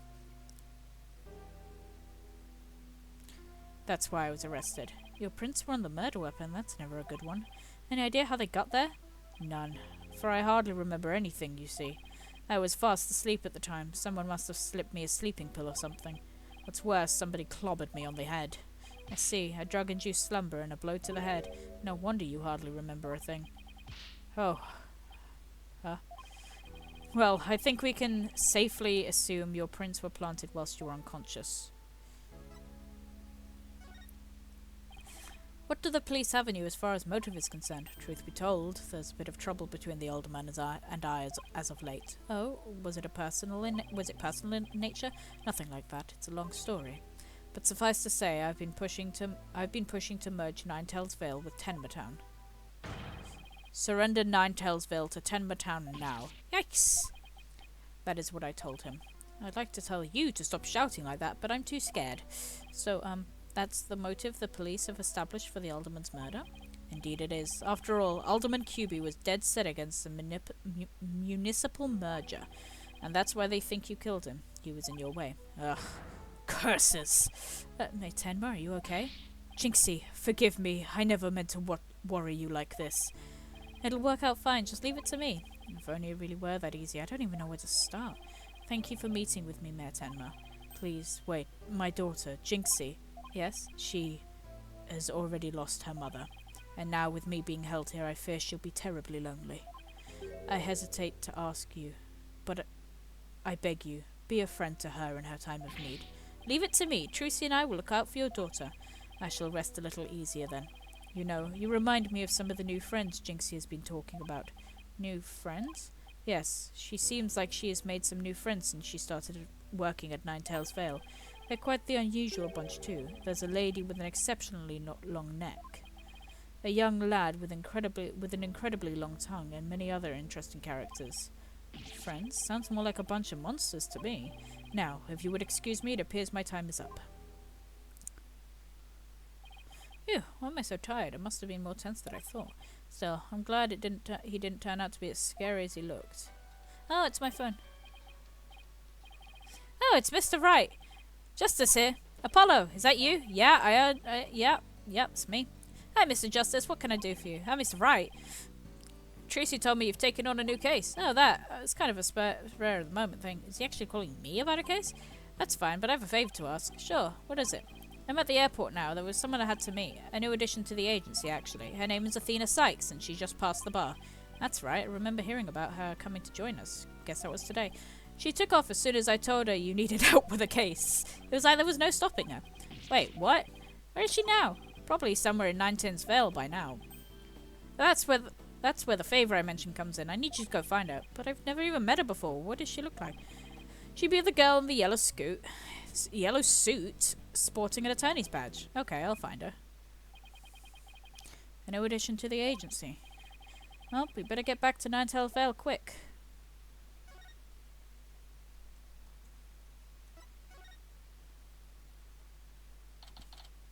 April 17th, Ninetales Vale, Yokale. I already told you I'm a lawyer assigned to the case. I need to study the crime scene, so if you would please tell me where QB Manor is. You can't fool me. You're just some delinquent high school student playing hooky. You stupid pig-headed... This is an attorney's badge. It isn't just for show, you know. Looks like I just found Miss Sykes. Why won't you believe me? Don't expect me to defend you in court if you're ever arrested. Well, I'm the one who usually does the arresting, so... Say, shouldn't you be getting back to school? I already told you I'm a lawyer, not a student. That's it. Enough of your lies. You're coming with me. Ah! Get your hands off me. We love Athena. She assaults the police. And unfortunately, Apollo as well. And unfortunately, Apollo as well. I think you can watch out for the bystanders next time. Whoops. Are you okay? I think so. The police officer's out cold. I am so sorry. I do that when people suddenly grab me. It's like a reflex or something. Reflex? Sounds like sounds more like a felony. You're Athena Sykes, I take it. That would be me. And you are? I'm Apollo Justice. I work at the Write Anything Agency. Write Anything Agency? What a fishy sounding name. It's a long story, but it is a law office among other things. Didn't Mr. Wright explain it to you? Oh, that right. So then you must be... Where have you been? I've been looking all over for you. I could say the same thing for you. Well, here I am. Now how about telling me a little bit about yourself? Mr. Wright didn't really tell me much, as always. Ah, of course, so feel free to ask away. Athena Sykes. So Athena, I hear you just passed the bar. That's right. And here's my shiny new badge to prove it. Isn't it beautiful? Oh, so you must be a little bit younger than me. A bit more younger than you think, in fact. I'm 19. Oh, 18. I'm 18. 18? How in the world did you become a lawyer at that age? I skipped a few grades whilst I was an exchange student in Europe. And I got my license to practice law whilst I was over there. All I can say is, wow, she must be a genius or something. I also studied analytical psychology. Thought that might be help me be a better lawyer. Psychology helps her be a better lawyer. How does that work? The client. So tell me about a client. What are they like? Oh, right. You haven't met him yet. Well...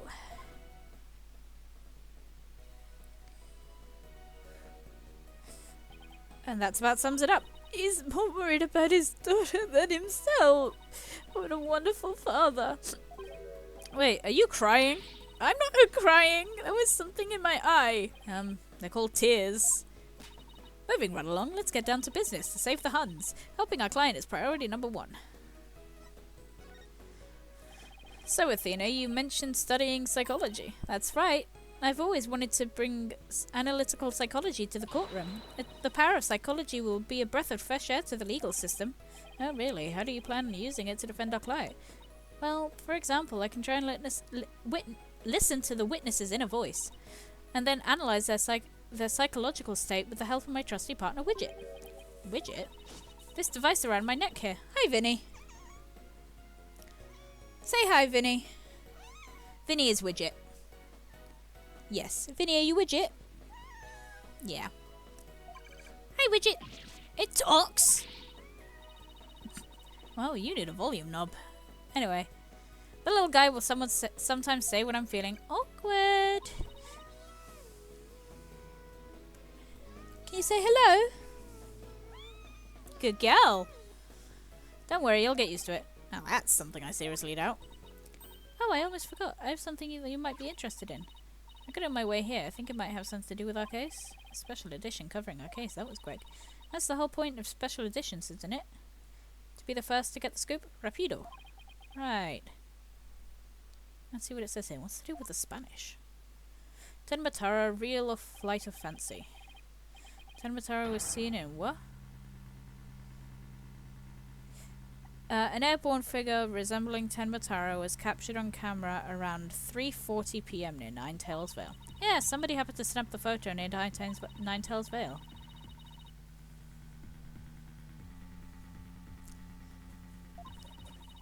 Apparently the photo was shot right after the murder occurred. Well, there were black feathers and strange tracks at the crime scene. I'm not surprised the locals think a yokai was involved. Wait a second. Yokai is in one of those Japanese monsters? My God! You don't actually think it was supernatural murder, do you? Haha, no, of course not. Now German, why not plain old English?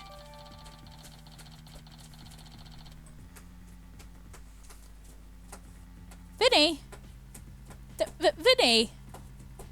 Oh my God, this cat's being loud as fuck.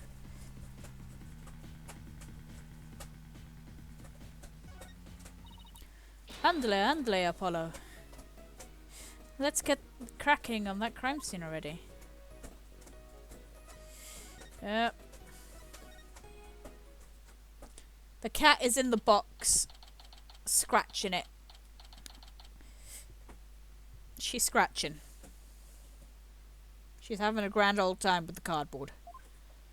Do you hear that? Sounds like a TV or something. Oh, look. There's a TV in the little room in the corner. In other news, the mysterious masked wrestler, the amazing Ninetales, has been confirmed missing, of course, according to sources close to the wrestler. It appears he disappeared some time after the special event held in Ninetales Vale today. He also failed to appear at a match when he was scheduled to defend his title. Local villagers say his disappearance may be connected to Tenmataro's recent escape.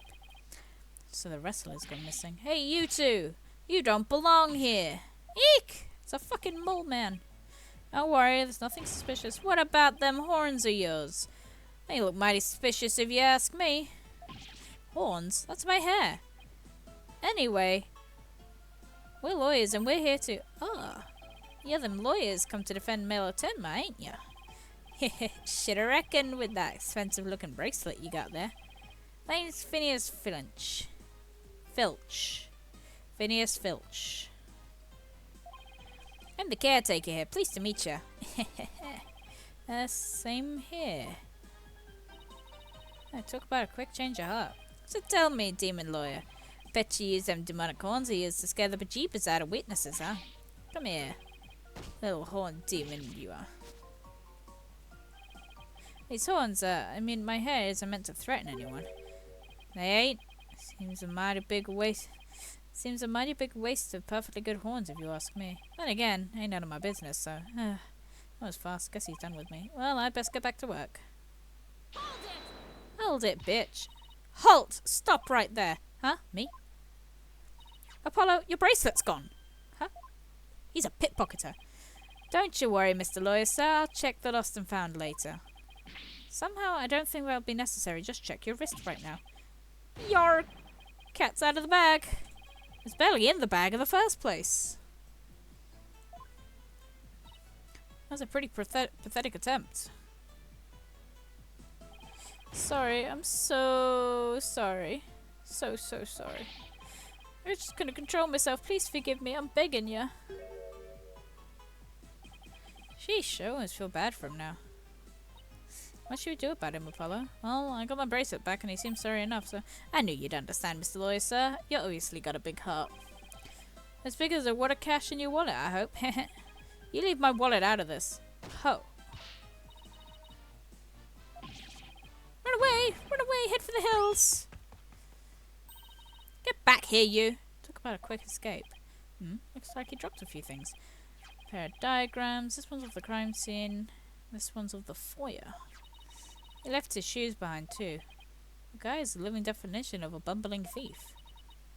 Let's hang on to his shoes. We can give them back next time he sees them. As for the diagrams, I say we keep them.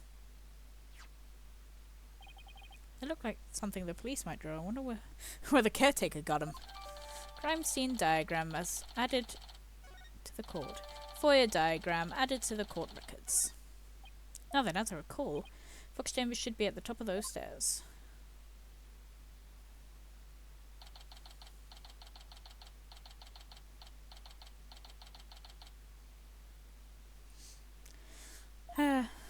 Whoa!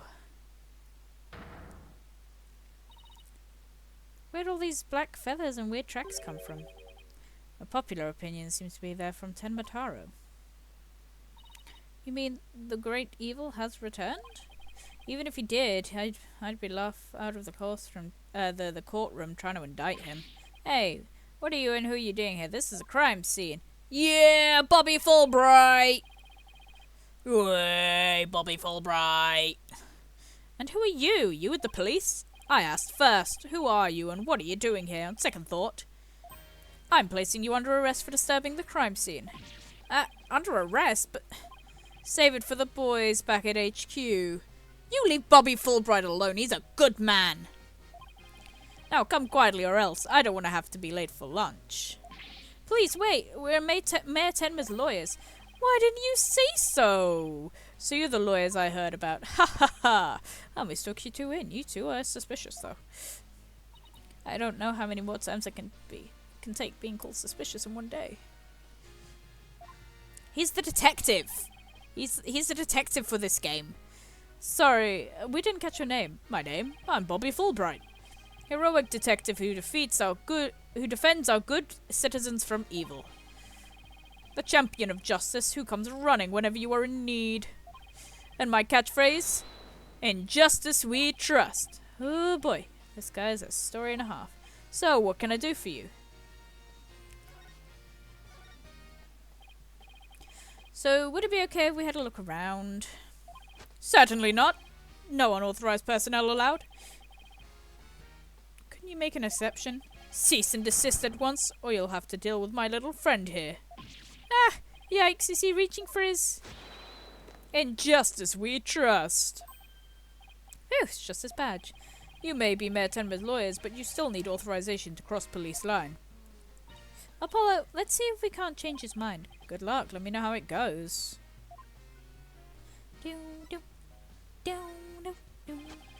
You're wasting your time and mine. Nobody's crossing the line without authorization. I'm a wall of justice, keeping injustice, that would be you, at bay. I know it. Look, there's just us and you here. Justice and me, you say? That's right. Are you trying to say that Justice and I aren't enough to keep you out? What? He's not smart, but I love him. No, silly. We're saying that you're an inspiration in our quest for justice. No, it can't be. You have him on the ropes now, Athena. If we were on the side of justice, would you let us through? But guarding the crime scene is a part of justice too. Sure. But only a bad guy would stand in the way of justice, right? Ah! Whose justice is the most just here? He's a little stupid, yeah. Well, we can't have a fair and just trial without thorough investigation, so...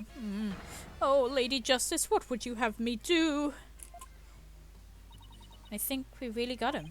Yeah, he seems pretty neurotic as far as champions of justice go. Our pleas for justice must have had a huge impact. We're tying him up in knots. Now's our chance to start looking around. After all that about authorized personnel, only... This was surprisingly... easy. Should I stop them or just let them through? Whose justice is more just? Well, let's get to work. We're supposed to be finding clues related to the crime, right? A search of the crime scene should turn out some evidence and we can use that at the trial. Let's try viewing the crime scene from different angles. You never know what's hiding just around the corner, right?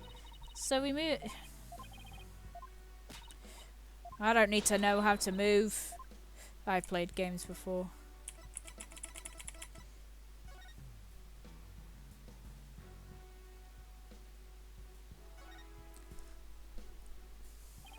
So, this is where Alderman Cuby's body was found. Apparently the murder weapon, a spear, had Mayor Tenma's fingerprints on it.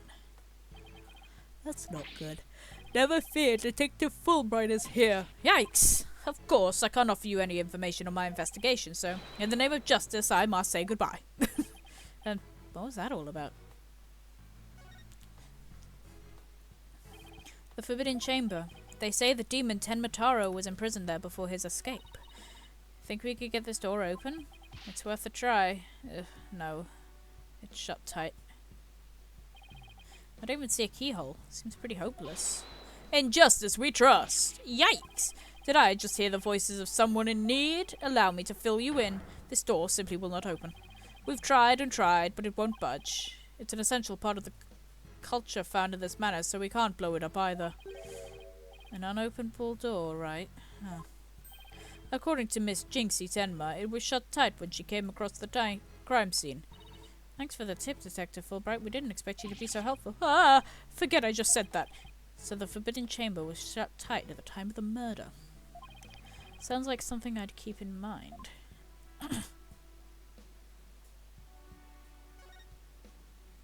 Nothing in particular here.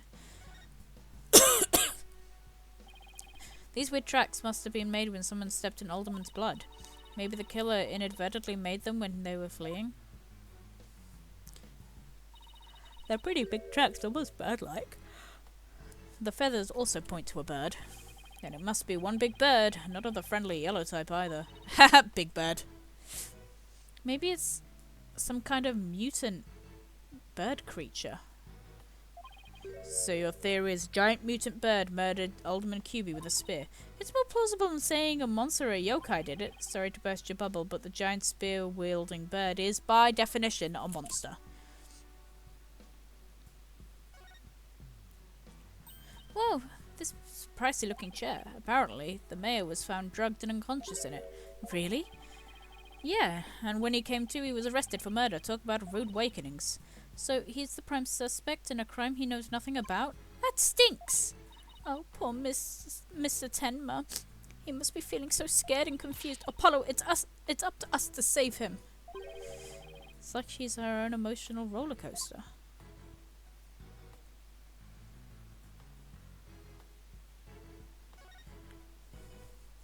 Look, the statue only has one tail.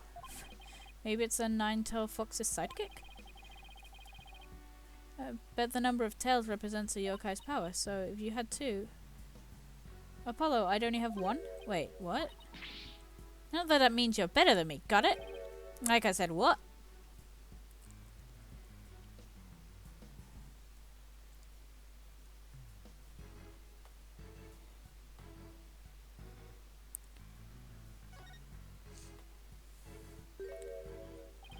There's something wedged under this chair then. Let's see if we can't... Freeze! Yikes! No disturbing crime scene evidence, even if you are the mayor's lawyers. He does have a point there. Hey, Detective Fulbright, did you hear about the attack over on Yokai Lane?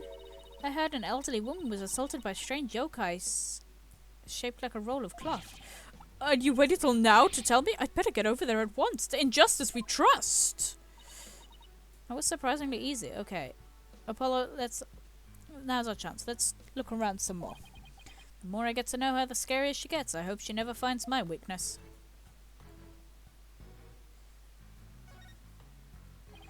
Whatever this is, it's stuck on tight. It's like a large blood-stained cloth. The blood's probably the alderman's, but it's pretty far from his body.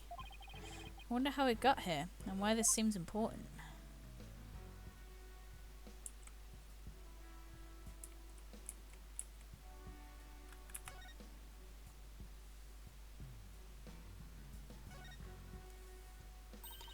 It's a folding screen. I wonder what they were using it for. I read that the Japanese used these in drafty rooms, but now they're just for show. You mean like my attorney's badge? Poor Athena. That cop treating her like a child must have really bothered her.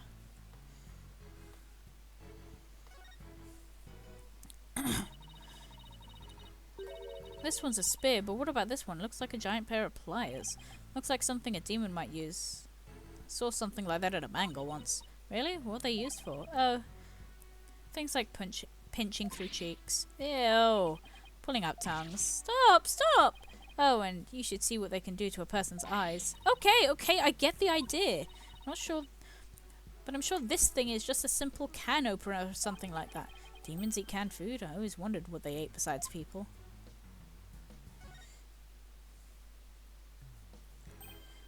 There's something behind the door. Oh no, he's been killed. Whatever it is, it looks like it's broken. Probably broke when the door was opened. Why would anyone put something there?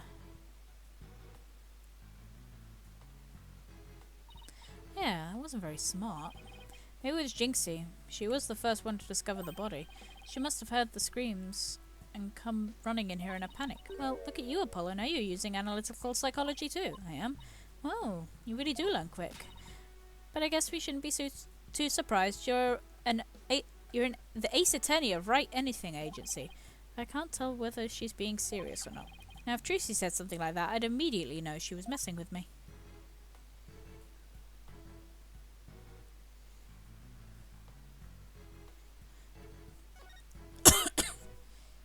I don't know what what manga Apollo is reading. It's not clear.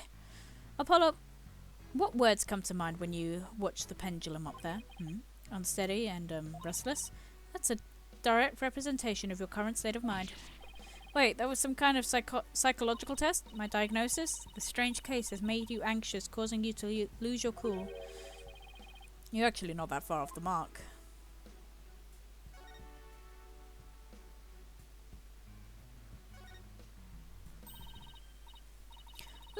fees. Ooh, this one's awarded to Alderman QB. The Amazing Nine Tails Yokai Division winner, Tenma Town Pro Wrestling Tournament. Yokai Division? I didn't know you could have a division of one. Apollo, you should enter the tournament next time. And I have the perfect name for you, the Mysterious Firebrand. A mild-mannered masked lawyer by day and a demonic masked wrestler by night. No one's going to hire a masked lawyer, Athena. Look, a cat with two tails. No such thing. Oh, this lady has a really long neck. How funny is that? There's no way a creature like that could ever exist. She'd have a tough time swallowing. Apollo, I bet you were one of those kids who didn't believe in Santa Claus. What's that got to do with anything?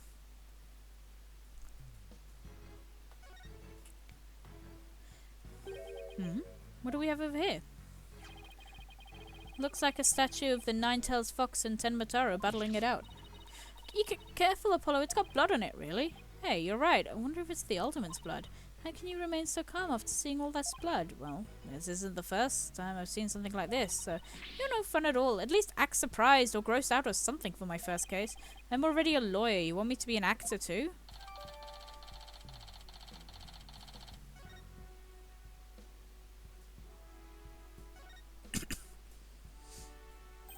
Hey, the window's open. It is?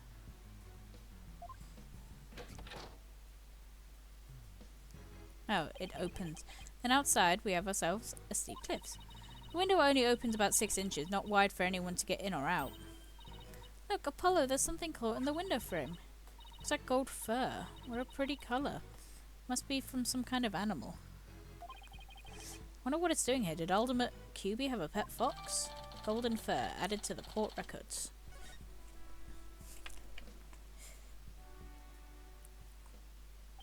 Guess that about wraps it up. Now, if only we could get that detective to tell us what he knows. Hey, Apollo, did you hear something? I don't hear anything. Oh, right, your hearing must not be as sensitive as mine. What are you talking about? A whooshing sound. Like wind rushing through a narrow strait. And the echo of somebody's voice. In justice we trust! Ah! Somebody's got a sharp set of ears. That was the sound of my righteous voice reverberating through the air duct. I heard it through the air duct? Yeah, check it out. Oh shit, hello. But why would she hear you through there? Why don't we go to the diagram? As you can see, that vent's connected to an air duct that leads out into the hallway. The wind must have rushed through there and carried my monologue with it straight to your ears. What a unique monologue it was. I was just thinking, maybe the killer made their escape through the air duct or something. Cute theory, but I don't think so. The air duct in a hallway is low enough to climb into, that much is true. But as you can see, the vent at the ceiling is very high. 9 feet high, in fact. I highly doubt that there's any way to get up there without a ladder or something. And I don't see anything of that kind of sort in the room, do you? I guess you're right. Speaking of things in this room. Yeah. Can you tell us what you guys turned up, Detective Fulbright? Not on my watch, buddy. In the name of justice, I cannot reveal facts pertaining to the prosecution's case. Aw, come on, throw us a bone here. Excuse me, Detective Fulbright, but I recall you saying earlier that you would come running whenever we were in need. Yeah, I suppose I did say that. Helping those in need is what justice is all about, but keeping information out of enemy hands is also a form of justice. Which justice is most just? Why is this always so hard? Parkour. Clearly he just wall jumped, Your Honor.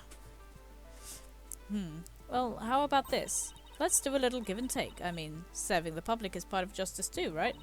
You know, like the police motto, to serve and protect. I doubt leaking information to the defense falls under that. Yes, of course, I must serve as well as protect. Okay, I will share some information. In the name of justice. We did it, Apollo. Yeah, we did it, alright. But I'm not entirely sure that was ethical. She keeps Pavloving him. He jumped for the beef, Your Honor. Dum dum dum dum dum dum dum dum dum dum dum meow meow. Was it Miss Jinxie Tenma who first discovered the crime scene? That's right, and this photo shows what she saw when she opened the door. Miss Tenma had a key allowing her immediate access. A key?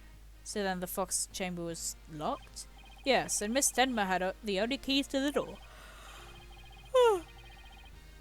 Really? So Alderman Cuby didn't have the key to the fox chamber? Actually, he had the master key for most of the doors in the manor, but it disappeared after his murder. Disappeared? You think the killer took it?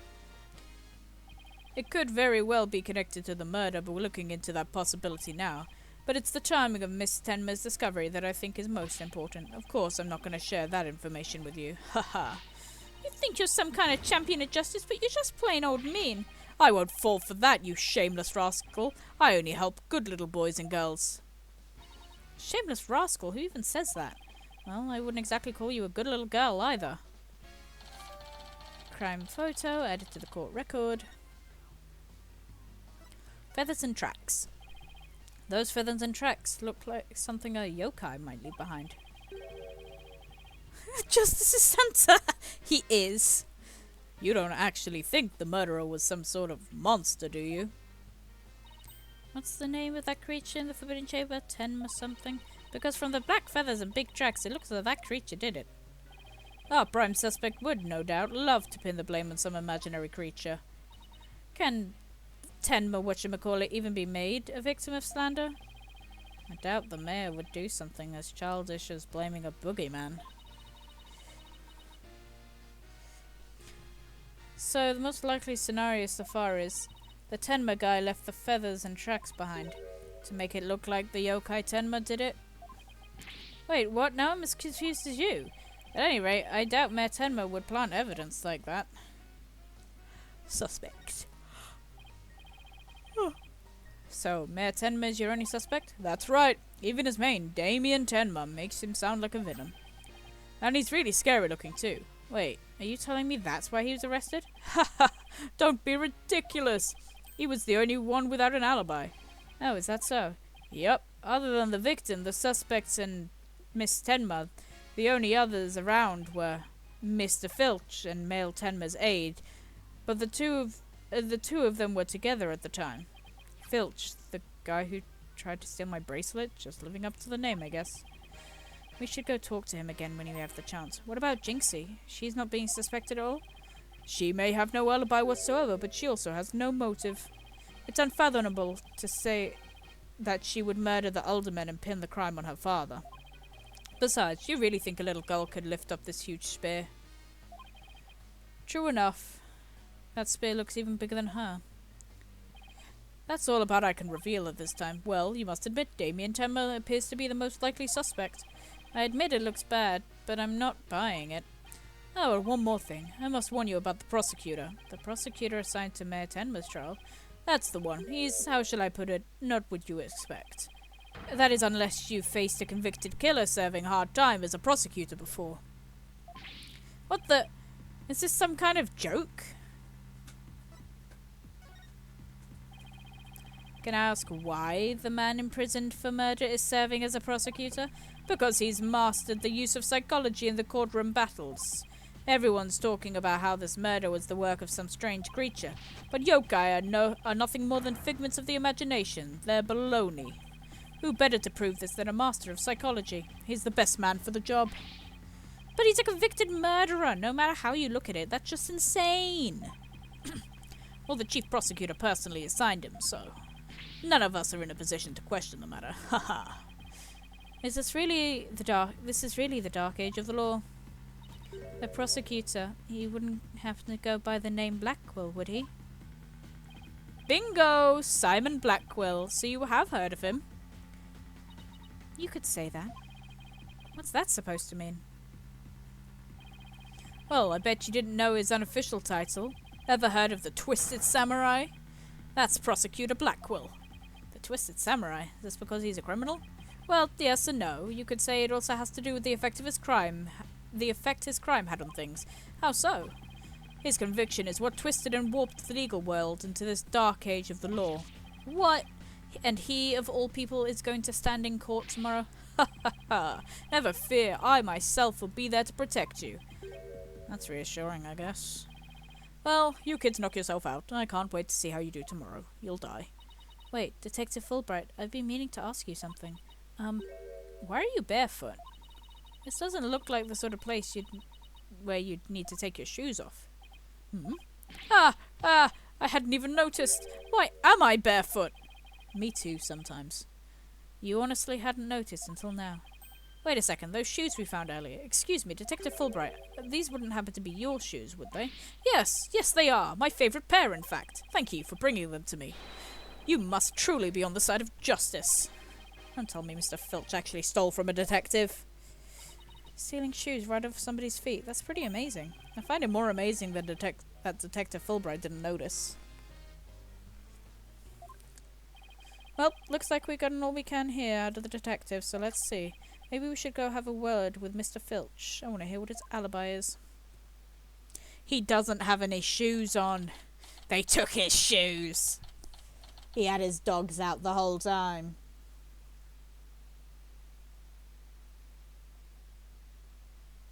He'd just be running around. Dogs to the wind. This is just awful. Terrible, I say. Somebody help. Oh, it looks like Mr. What is it again? Finch? No. The name's Filch. Phineas Filch.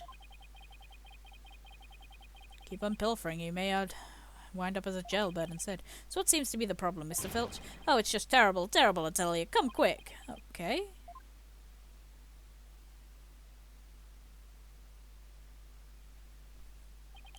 Looks like some kind of mask. It's the Amazing Nine Tails mask.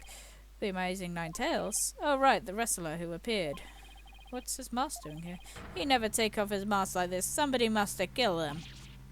Huh? Who would do such a thing? Let's go talk over there in private. Look.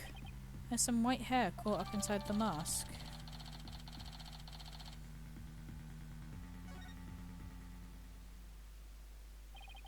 So what makes you believe that the Amazing Nine Tails has been murdered? You really want to know, eh? You're a studious one, ain't you? Yeah, I mean, no. Just tell me, please. Well, it's like this. I dreamed of becoming a wrestler myself. Oh, so, hey, how about you join me in the quest for the championship belt? What a team. Me and me bandit's mask, and you and the demon's mask of yours. Demon mask? Yeah, I wish. Wonder if I could make it big. Apollo, let's save your pro wrestling debut for next time. Oh, no, I wasn't actually. Why did I let him pull me off topic like that? Come on, Apollo, ask about the Nine Tails. Amazing Nine Tails murder already.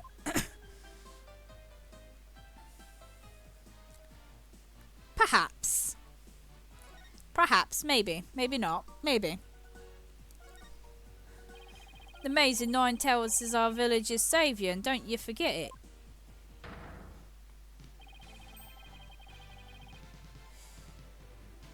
A trademark gold cape making it look like a nine fox tails.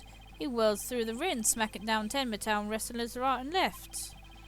He spot the monster craze, revitalising the nine-tailed veil in the brink of the eye.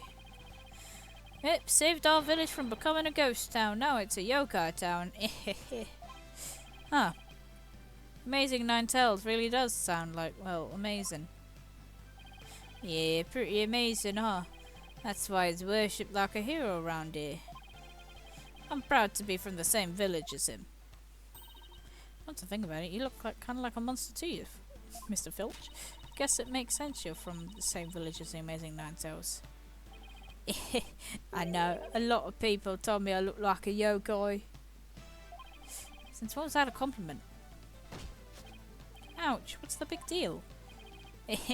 Check your pocket. Hey, how'd you do that? Keep it, I got lots more.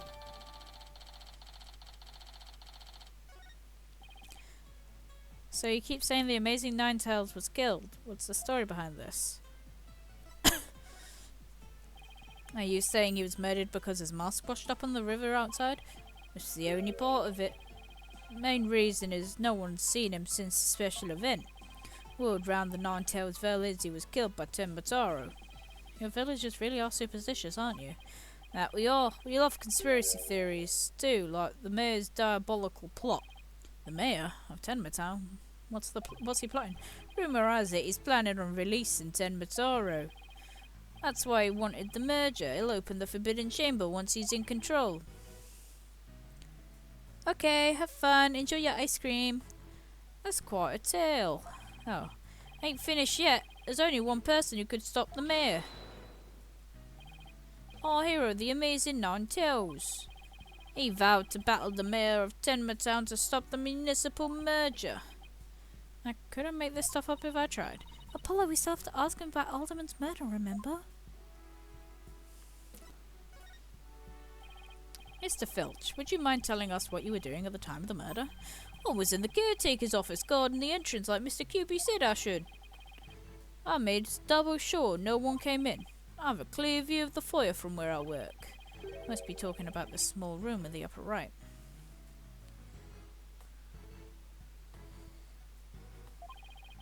Definitely looks like you can keep track of coming and going. And you have an alibi to back up your statement, Mr. Filch? I do indeed. I was with with Mayor Tenma's aide. Florent LaBelle is his name. So the two of you were together. That's a pretty sound alibi, alright. And if nobody came in or out of the manor around that time of the murder, get watch here the whole time, didn't see a soul pass by. And if anyone did, that security camera would have spotted him. So no one came in or out at the time of the murder. That means we're dealing with someone who is already inside when it happened. So do you think this mask is the real deal? Without a doubt. This is the mask worn by the amazing Nine-Tails. What about the white hair I found inside the mask? Wait, I just thought of something. Remember the golden animal fur we found at the scene of the crime? Could it have come from this mask? Look, there's even a spot with some fur is missing. Then this places the mask at the scene of the crime at some time. Which means, what does this mean? Someone with white hair who is linked to the murder and is against the merger. No way. Could the amazing Nine-Tails and the Alderman actually be... Is something wrong, Apollo? You should see that look on your face. Oh, no, it's nothing. Maybe Jinxie could tell us something since she works here. Golden fur reattached to the amazing Nine-Tails mask.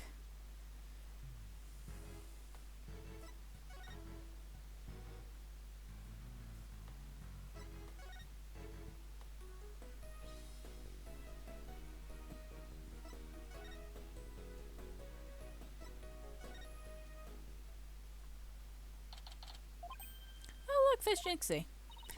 Milk, cheese, yogurt, ice cream, and... Sounds like she's out grocery shopping. A charm to make better milkshakes and another... to cure my lactose intolerance. Maybe she's just sick to soy milk. Jinxie, hey, it's me. Eek! The demon lawyer. Not another warning charm. Apollo, who is she? Alright, this is your first time meeting each other.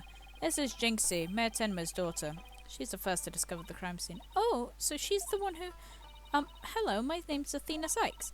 I'll be helping Apollo defend your father at trial. Pleased to meet you. Pleased to meet you too. Where's Trucy? She went back to our office ahead of us. But don't worry, Athena and I are on the case. Oh, wait, how do I know that you didn't gobble her up alive? Relax, I didn't eat her. I said I wouldn't do anything in the first place. Oh, poor little Trucy. I'm about to ready for some tears of frustration myself. She's quite an, interesting character, Apollo. Incident. Jinxie, do you remember any more of what happened? Not much, at least not yet. But you think Tenma was the killer, right? That yokai we saw at the festival? I don't know anything about that. Huh? But you said Tenma murdered the alderman. It's okay, Jinxie. You can tell... yikes, what was that for? People see things when they don't get enough sleep. Huh? What's gotten into her? So if there are no monsters, you'll admit that I'm human? No, you're still a demon. Okay, I give up. Seems like Jinxie doesn't want to talk about Tenma for some reason. But that's precisely what I need to know more about. Besides, she definitely thought there was a yokai in the fox chamber. Jinxie, about this charm. That's... You gave this to me when I was heading off to the crime scene. You thought Tenma was the murderer. That's why you gave it to me, right? That's true, but if there's anything you could tell us, it would really help. And it will help your father, too. Alright then. Hello. What ice cream did you get? Well, who do you think why do you think Tenmataro is the killer? I saw him. I saw him with my own eyes. Tenmataro was right in the manor. He escaped his prison and ran right by me. What? Jinxie, tell us everything you saw. I called the police after I stumbled onto the scene.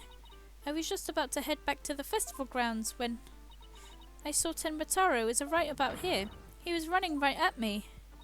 I was paralyzed with fear, but there was no one around to help me. The foul beast raced right by me towards the foyer. Towards the foyer? Mr. Filch and Mr. Lavelle was supposedly in the foyer at the time. That means they would have seen Tenmataro too.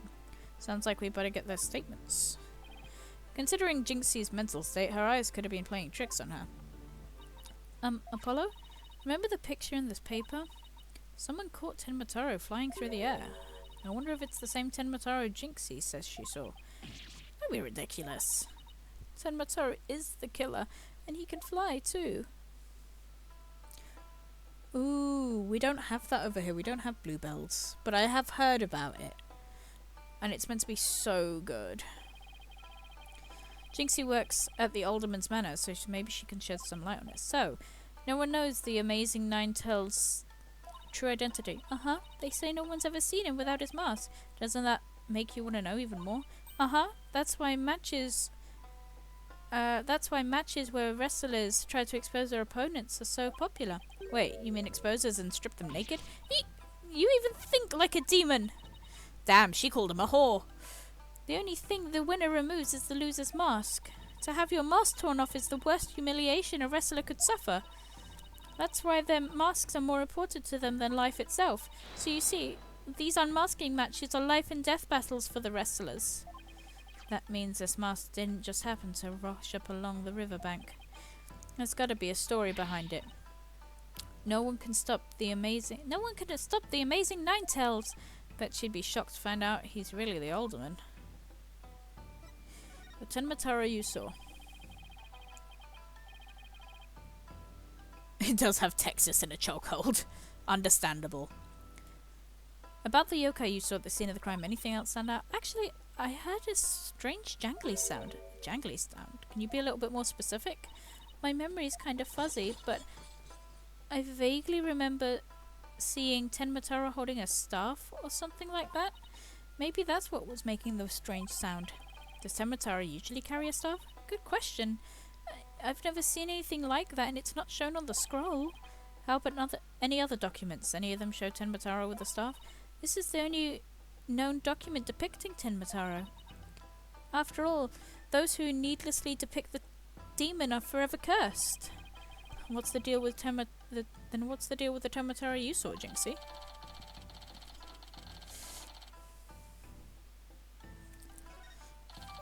Jinxie's statement added to the court records.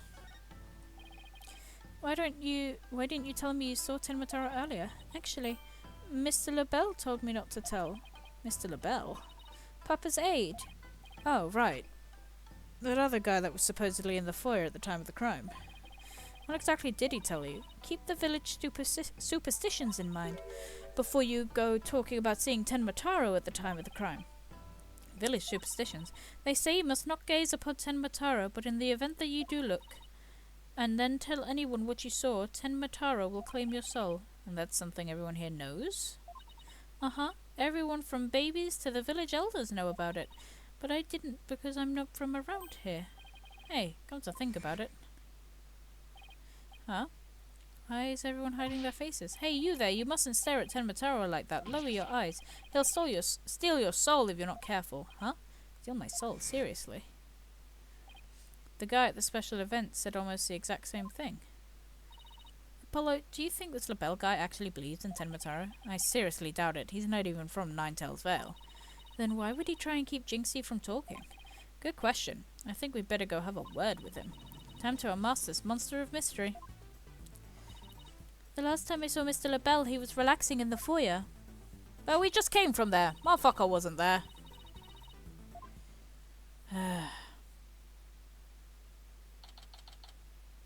QB Manor foyer. There's no one here. Guess our luck isn't so good when it comes to Mr. LaBelle. Maybe he's out for a walk or something, Someone's left something on the sill of the caretaker's window. Oh, it's a TV program guide. Pretty boy vampire.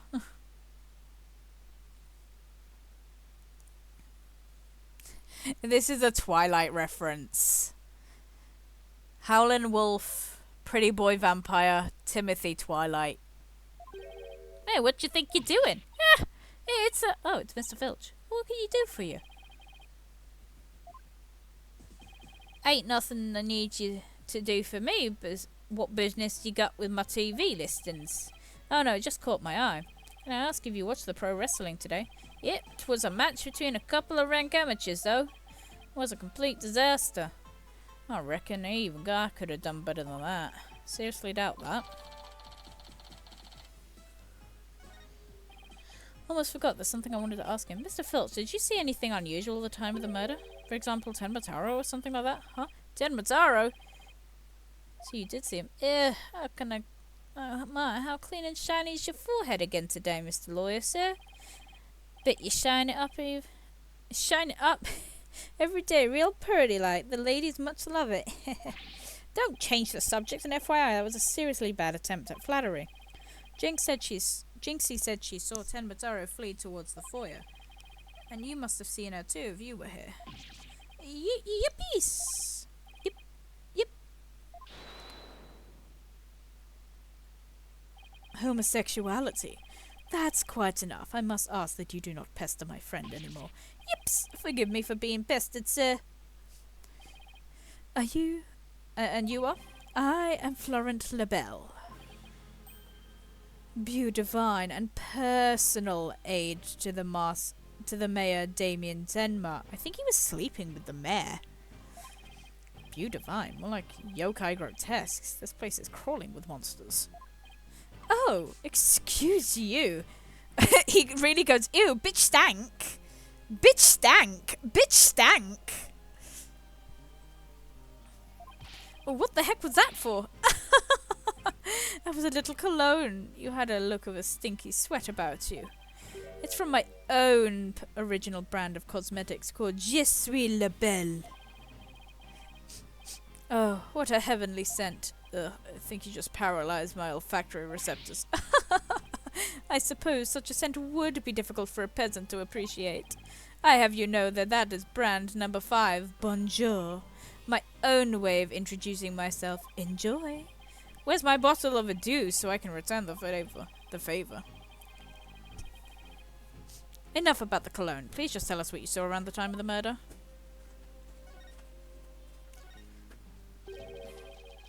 I heard you're the one that told Jinxie not to mention she saw Tenmataro. Why, that little... So she told you she saw the demon, did she? Mr. LaBelle, do you mind if I ask whether you believe the village superstitions or not? Oh, please! I was merely trying to keep up with tradition. He does. He is gay. He's sleeping...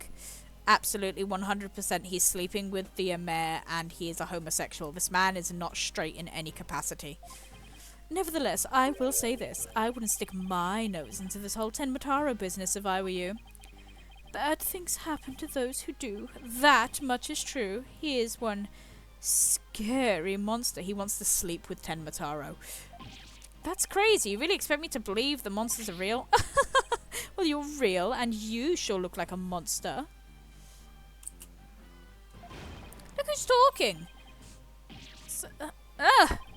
Little Jinxie has an active imagination. Isn't that right, Phineas? That's right. I didn't see nothing, especially not Tenmataro. As for me, I only see things of beauty. That's why I can barely see you. I got 2 words for this guy. Total freak. Could I ask you what you were doing at the time of the crime? In other words, you'd like to hear my alibi. To think you'd suspect me, of all people. Oh no, it's just a formality. We ask everyone the same question. Ah! How dare you doubt me? That's an affront to beauty itself. You obviously can't see straight. Like that spritz really helped. What were we doing, you ask? Go ahead, Filchy, answer the question. At the time of the crime, we were in the foyer. Exactly. Good answer, Filchy. Good answer. You've said quite enough. What is it with these two? Are we quite through here? I'm a very busy man, you know. Right, well, thanks for your help. So these two were in the foyer but didn't see Tenmataro. Come along, Filchy. Where are we going? Oh, right, we got... my eyes! You're going to dig your own grave with that big mouth of yours someday. What does he mean, practice statements? Now, if you excuse me, it's time to touch up my makeup. Yeah. But Mr. LaBelle seems unusually preoccupied with Tenmataro. Really? How can you tell? Well, it's kind of hard to explain. You see, I can read people's emotions from the tone of their voice. You mean you have really good ears? Something like that. People's emotions are expressed in the tone of their voice. And my ears can pick up on even the subtlest of tones for some reason. And that's an intriguing skill, but... What do you mean he's preoccupied with Tenmataro? I'm not exactly sure, but it's like he was obsessed with the thought of Tenmataro. He really wants to sleep with Tenmataro. Oh my god. That's what I picked up from his voice anyway. Everywhere we turn, it's Tenmataro this and Tenmataro that. We should go talk to the mayor too. Sounds like a plan. We need to get to the bottom of that rumor about him wanting to release Tenmataro. That man wants to sleep with Tenmataro so bad it makes him look stupid.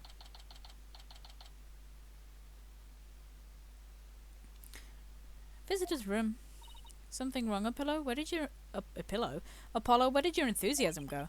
What am I doing asking the mayor if he has ever thought about releasing Tenmataro? At best he'll think I'm an idiot. At worst, oh, he's here! Oh my god, Dad. It's so nice to finally meet you. I'm Mr. Justice's partner, Athena Sykes. I'm looking forward to working with you, Mr. Tenmataro. Oh, yes, I look forward to working with you too. Eek! I'm glad he didn't mind Athena calling him by a completely wrong name. Apollo, he's just as kind and gentle looking as I'd imagined. Lucky for you after that blunder you just made. There was something I wanted to talk to you about. There are rumors going around saying about how you want to or did set Tenmataro free. What utter nonsense! Yikes! They always assume the worst of me because of the way I look. But those rumors don't have a shred of truth, I tell you. They're just racist. A little touchy about his appearance, isn't he? What he really needs to work on are his people skills. So the rumor has it that you wanted to push this merger through in order to release Tenmataro. Of course, that's all a bunch of baloney, isn't it? Gah. Ah, sorry if I offended you. So that's the talk around town, is it? I can see how that would make you angry. What if Jinxie's schoolmates start teasing her about this? Huh? I must break out of here at once. Her tormentors must be taught a lesson. No, wait. First we have to get you a non-guilty verdict. He's Sherelle Core. I love him. Don't try and stop me. This is about a father's duty to his darling daughter. Absolutely. Absolutely, Sherelle. Hold tight, sweet Jinxie. Daddy's coming to save you. Relax. We'll look out for your daughter until we can get you free. Is that so? You don't need me to go and straighten things out myself? Oh boy. They'd probably call in the SWAT team if he showed up at her school. Oh, right. I ought to ask, but the reason behind the merger. It seems like you were rather forceful in pushing for the municipal merger. Did you really want Ninetales Vale that badly? Yes, well, it's quite an attractive prize in terms of tourism. Ooh, he's lying. Am I feeling what I think I'm feeling? Sure, I played a bit of a hardball, but only when I deemed it necessary. I know it. My bracelet's reacting. Yeah, because her mum's dead. I miss Calla. What is it, Apollo? Mayor Tenma might not be telling us the whole truth, really. How can you tell? People... That's where my bracelet comes in. I can sense when the person I'm talking to is feeling tense, because it begins to feel tight on my arm. No way! You can do that? Wait, you believe me just like that? Sure. I mean, each of us have our own special gifts. Oh yeah, Athena has a gift too, her special sense of hearing. Still, what do you think the mayor's lying about? I don't know. It's our job to find out. It's been a while since my bracelet last reacted like this. Let's see if I still remember how to do this. Yeah, I understand how to do this.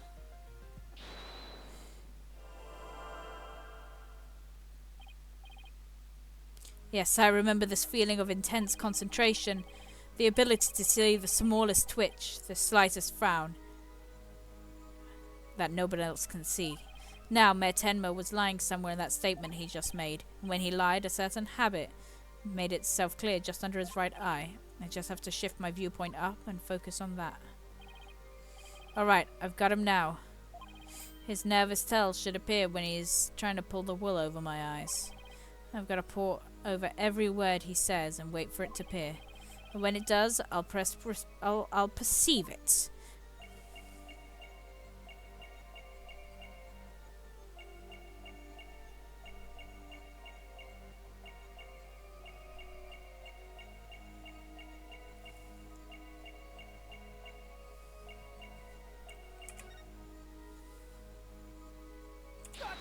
Gotcha! Mr. Mayor, please, you can trust us with the truth. The truth? I don't understand. When you mentioned tourism, the bottom of your right eye started twitching. What nonsense is this? So what if it did? Please tell us more about your merger bid. What more is there to tell? Why were you really seeking to merge with Ninetales Vale? I already told you, tourism. The monster craze has really revitalized the village, making it quite the prize. You really don't trust us, do you? What are you talking about? The village has been a hot property ever since the monster craze started, has it not? I think you've yet to realize what you're saying contradicts the facts. You say the monster craze really revitalized Ninetales Vale, so you felt it would be an attractive prize, but that would contradict this.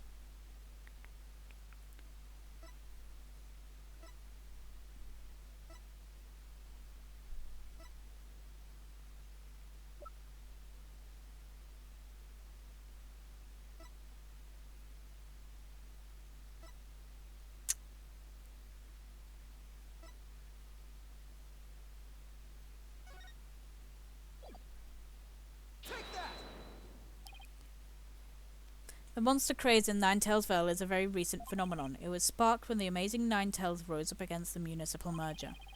The village was practically a ghost town before then. Ugh. So you see, you couldn't have possibly seen it as an attractive prize for its tourism.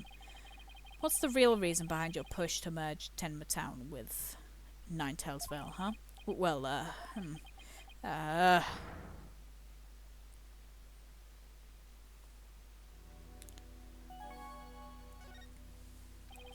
Are you ready to tell me the truth now?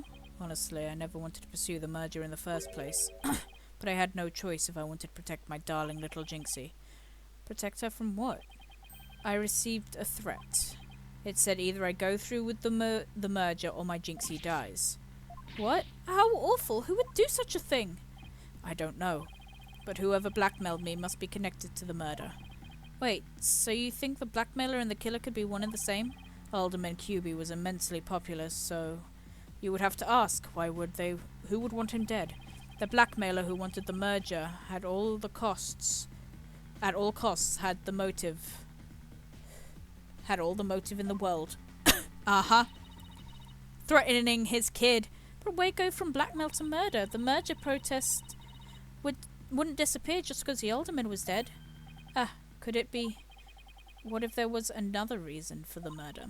Like what? Maybe the blackmailer discovered Alderman QB's secret identity. And his secret identity was a threat to the blackmailer's merger scheme. What do secret identities have to do with anything, Apollo? I have evidence revealing Alderman's secret identity, so maybe it's time to use it.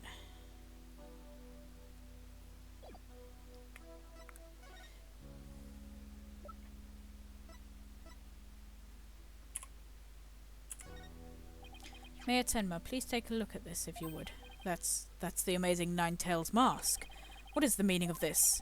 The mask was almost definitely at the crime scene, and there's some white hair inside. White hair, you say? There was but one person with white hair in the manor that day. What are you saying? You know which man I'm talking about, right? I'm talking about Rex Cuby, the amazing Nine-Tails himself. No way! The Alderman was impossible.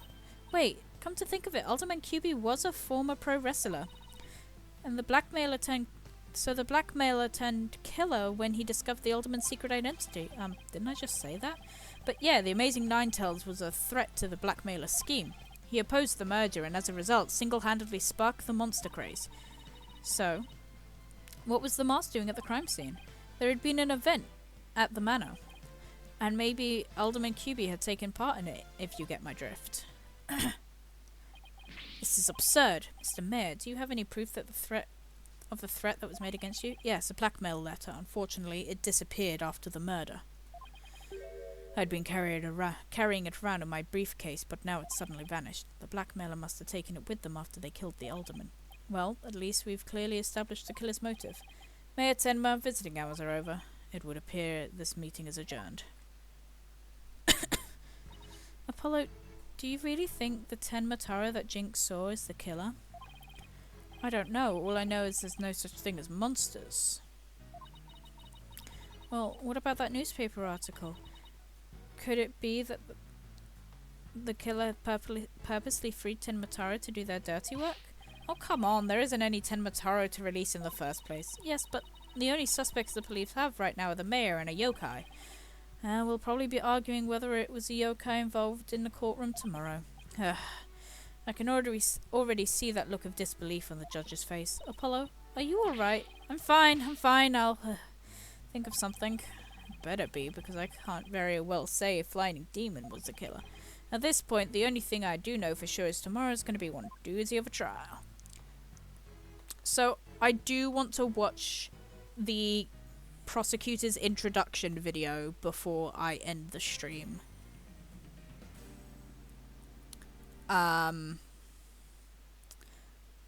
So, that will be coming up next.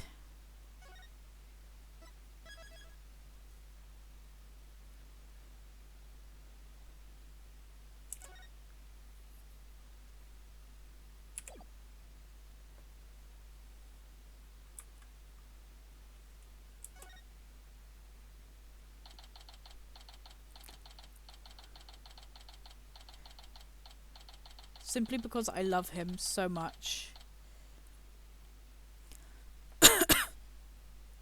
April 18th. District Court, Defendant Lobby number 3, because 4 hasn't been blown up yet.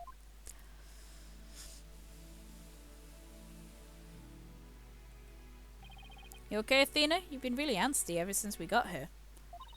I'm just excited. This is my first real court case, after all. Yeah, real ball of excitement she is. I know just what she needs. Athena! Eek! Didn't you ever learn about indoor and outdoor voices?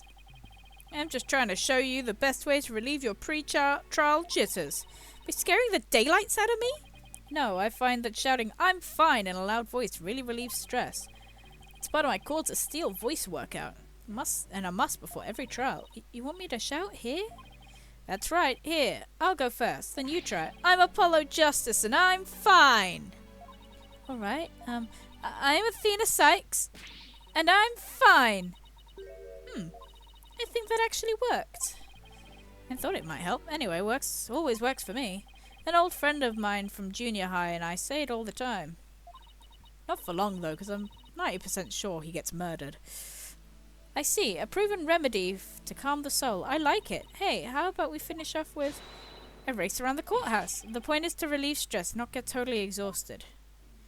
Oh my god, Feeny! Anyway, what's with all the racket, you two? He's aging, you can see the lines. Oh, Mr. Wright. Just a little voice workout. Hey, what's with the suit? Oh, this? I was just thinking about getting my attorney's badge back is all. That's all? That's huge news. But why now? I have a feeling I'll be needed in the courtroom sometime again soon. But we can talk about that another time. No fair. Inquiring minds want to know. But wow. I'm so used to him in his usual laid-back clothes. That suit makes him look like $1 million. By the way, have you heard about the prosecutor assigned to this case? Yeah, he's serving time. But before that he was a prosecutor and he also used psychology? That's right. I've heard the rumors about how he was before his conviction. Using the power of suggestion, he could make even the most saltwood defendants confess. Psychology in the courtroom. Been hearing a lot about that lately. So, he must be a pretty scary guy considering he's a prison inmate, or so they say. They also say he'll cut you down if you talk too much. I knew he was going to be bad news. It's probably just hyperbole. At least I hope for your sake. Wait, so is it true or not? Haha, you'll never know.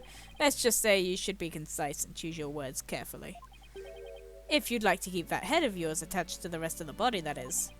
Yikes. Better tone down my cords of steel, too. So you all ready?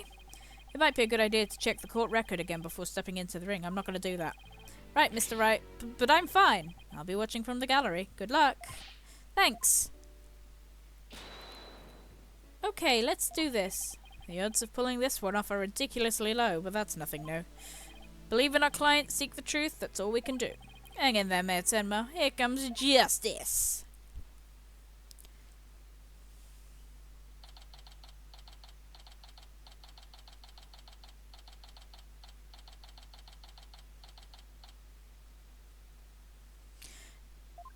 Oh, courtroom number 4. Haha.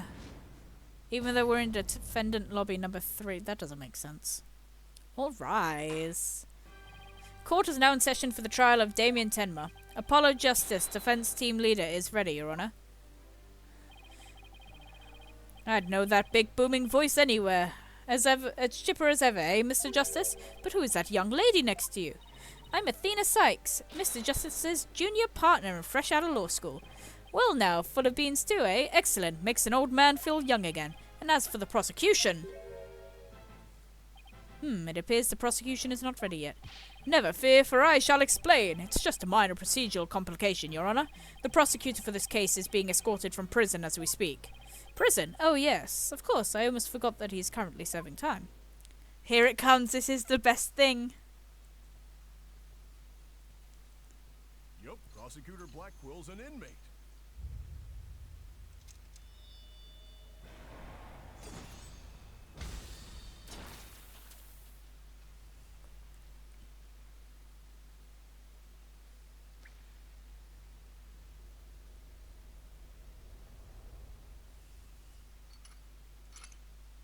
But even a convicted murderer still got a job to do and duties to perform.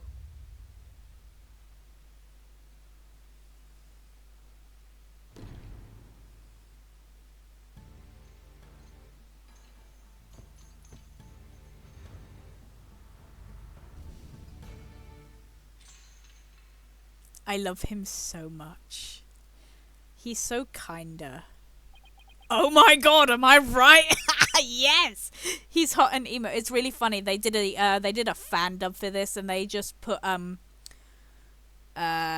pretty sure they put like Crawling by Linkin Park over it or something like that.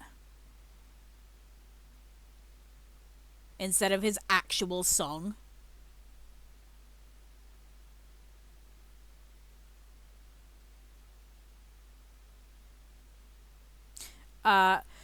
Anyway, want to know some fun facts about him? Some non-spoilery facts.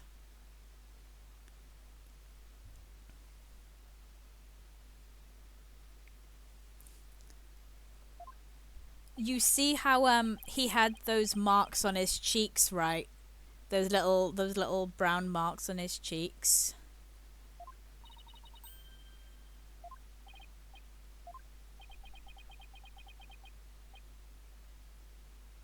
Oh, wait. So those little marks are from him crying when he was first put into jail. So he's 28, if I remember correctly. Yes, he's 28.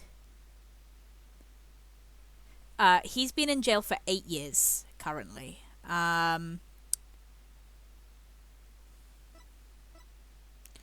And so he was 20 when he was first put in, and he was very, yeah, tear tracks got hands. Also, he has chronic insomnia. He cannot sleep, which is also why he has such heavy eye bags.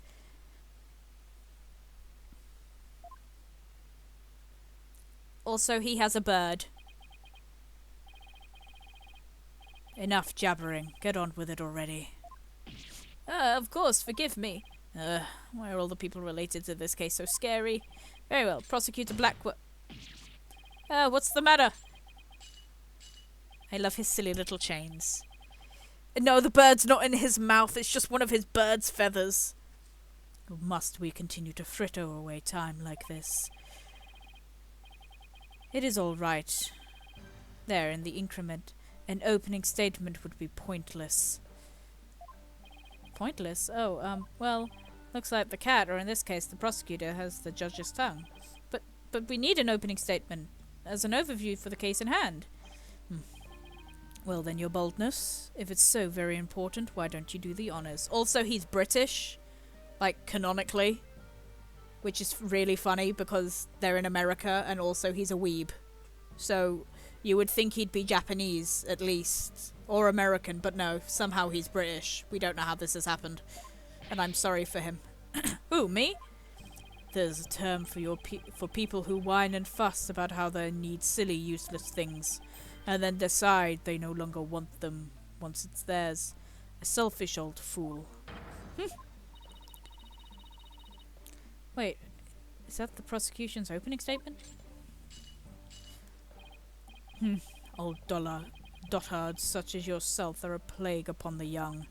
I pity your poor grandchildren. Or is it great-grandchildren?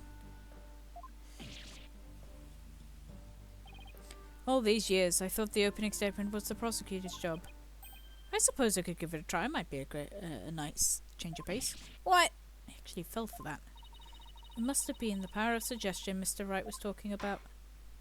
Ahem, the opening statement, huh? Let's see. The victim was one Rex Cuby, alderman of Ninetails Vale, and the defendant, Damien Tenma, mayor of Tenma Town, is accused of his murder. And why, pray tell, was the mayor arrested? His prints were on the murder weapon. Plus, he had motive, the elimination of the biggest roadblock to the municipal merger. The caretaker and the secretary, other potential suspects, have alibis, and his daughter, who was also in the vicinity at the time of the incident, has no motive. So, in a nutshell, I'd have to say the charges against the defendant are incontrovertible. Bravo, your boldness. Your years of experience shine bright like your head. Ho ho, flattery will get you everywhere. He's playing Simon Says with the judge. Moving right along, let's hear from our first witness today, Detective Fulbright. Witness, please state your name and occupation. I am the detective assigned to this case, Bobby Fulbright. Oh, and I'll also be keeping tabs on old Blackwell here. I hate this man. I also heard you'd provide protection if it ever came to that.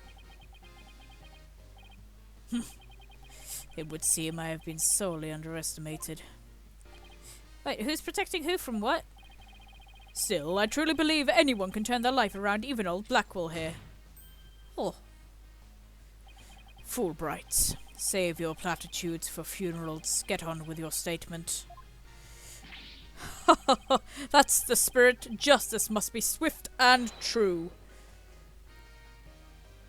Yeah, I was. That's fair. That's fair, I was gonna do that. It was,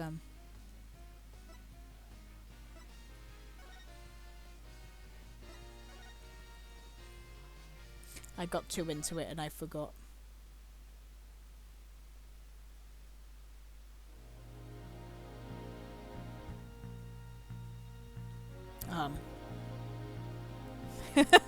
We can grill him next stream. Well, like I said, I don't have anything to do tomorrow, so I can stream. Well, I have a call at like 4 p.m, but like that's fine. I'll just log into work and do that. It's no big deal. So that's my boy, my baby girl, my schnookums, if you so will. And I love him. So, with that said and done... Oh, whoa, what were you, Okay, cool. I will go and feed myself something. Because I am hungry. I'm a hungry little guy. And I might... I don't know. I don't know what I'm gonna do. I have no plans, I'm not gonna lie. Anyway, ta-ta! Thank you for watching. I appreciate it. Oh my god, drink. Gulp gulp. Vodka. Don't do alcohol, kids. I can't sleep yet. I wanna wait up. I wanna wait for Basil to wake up. Bye.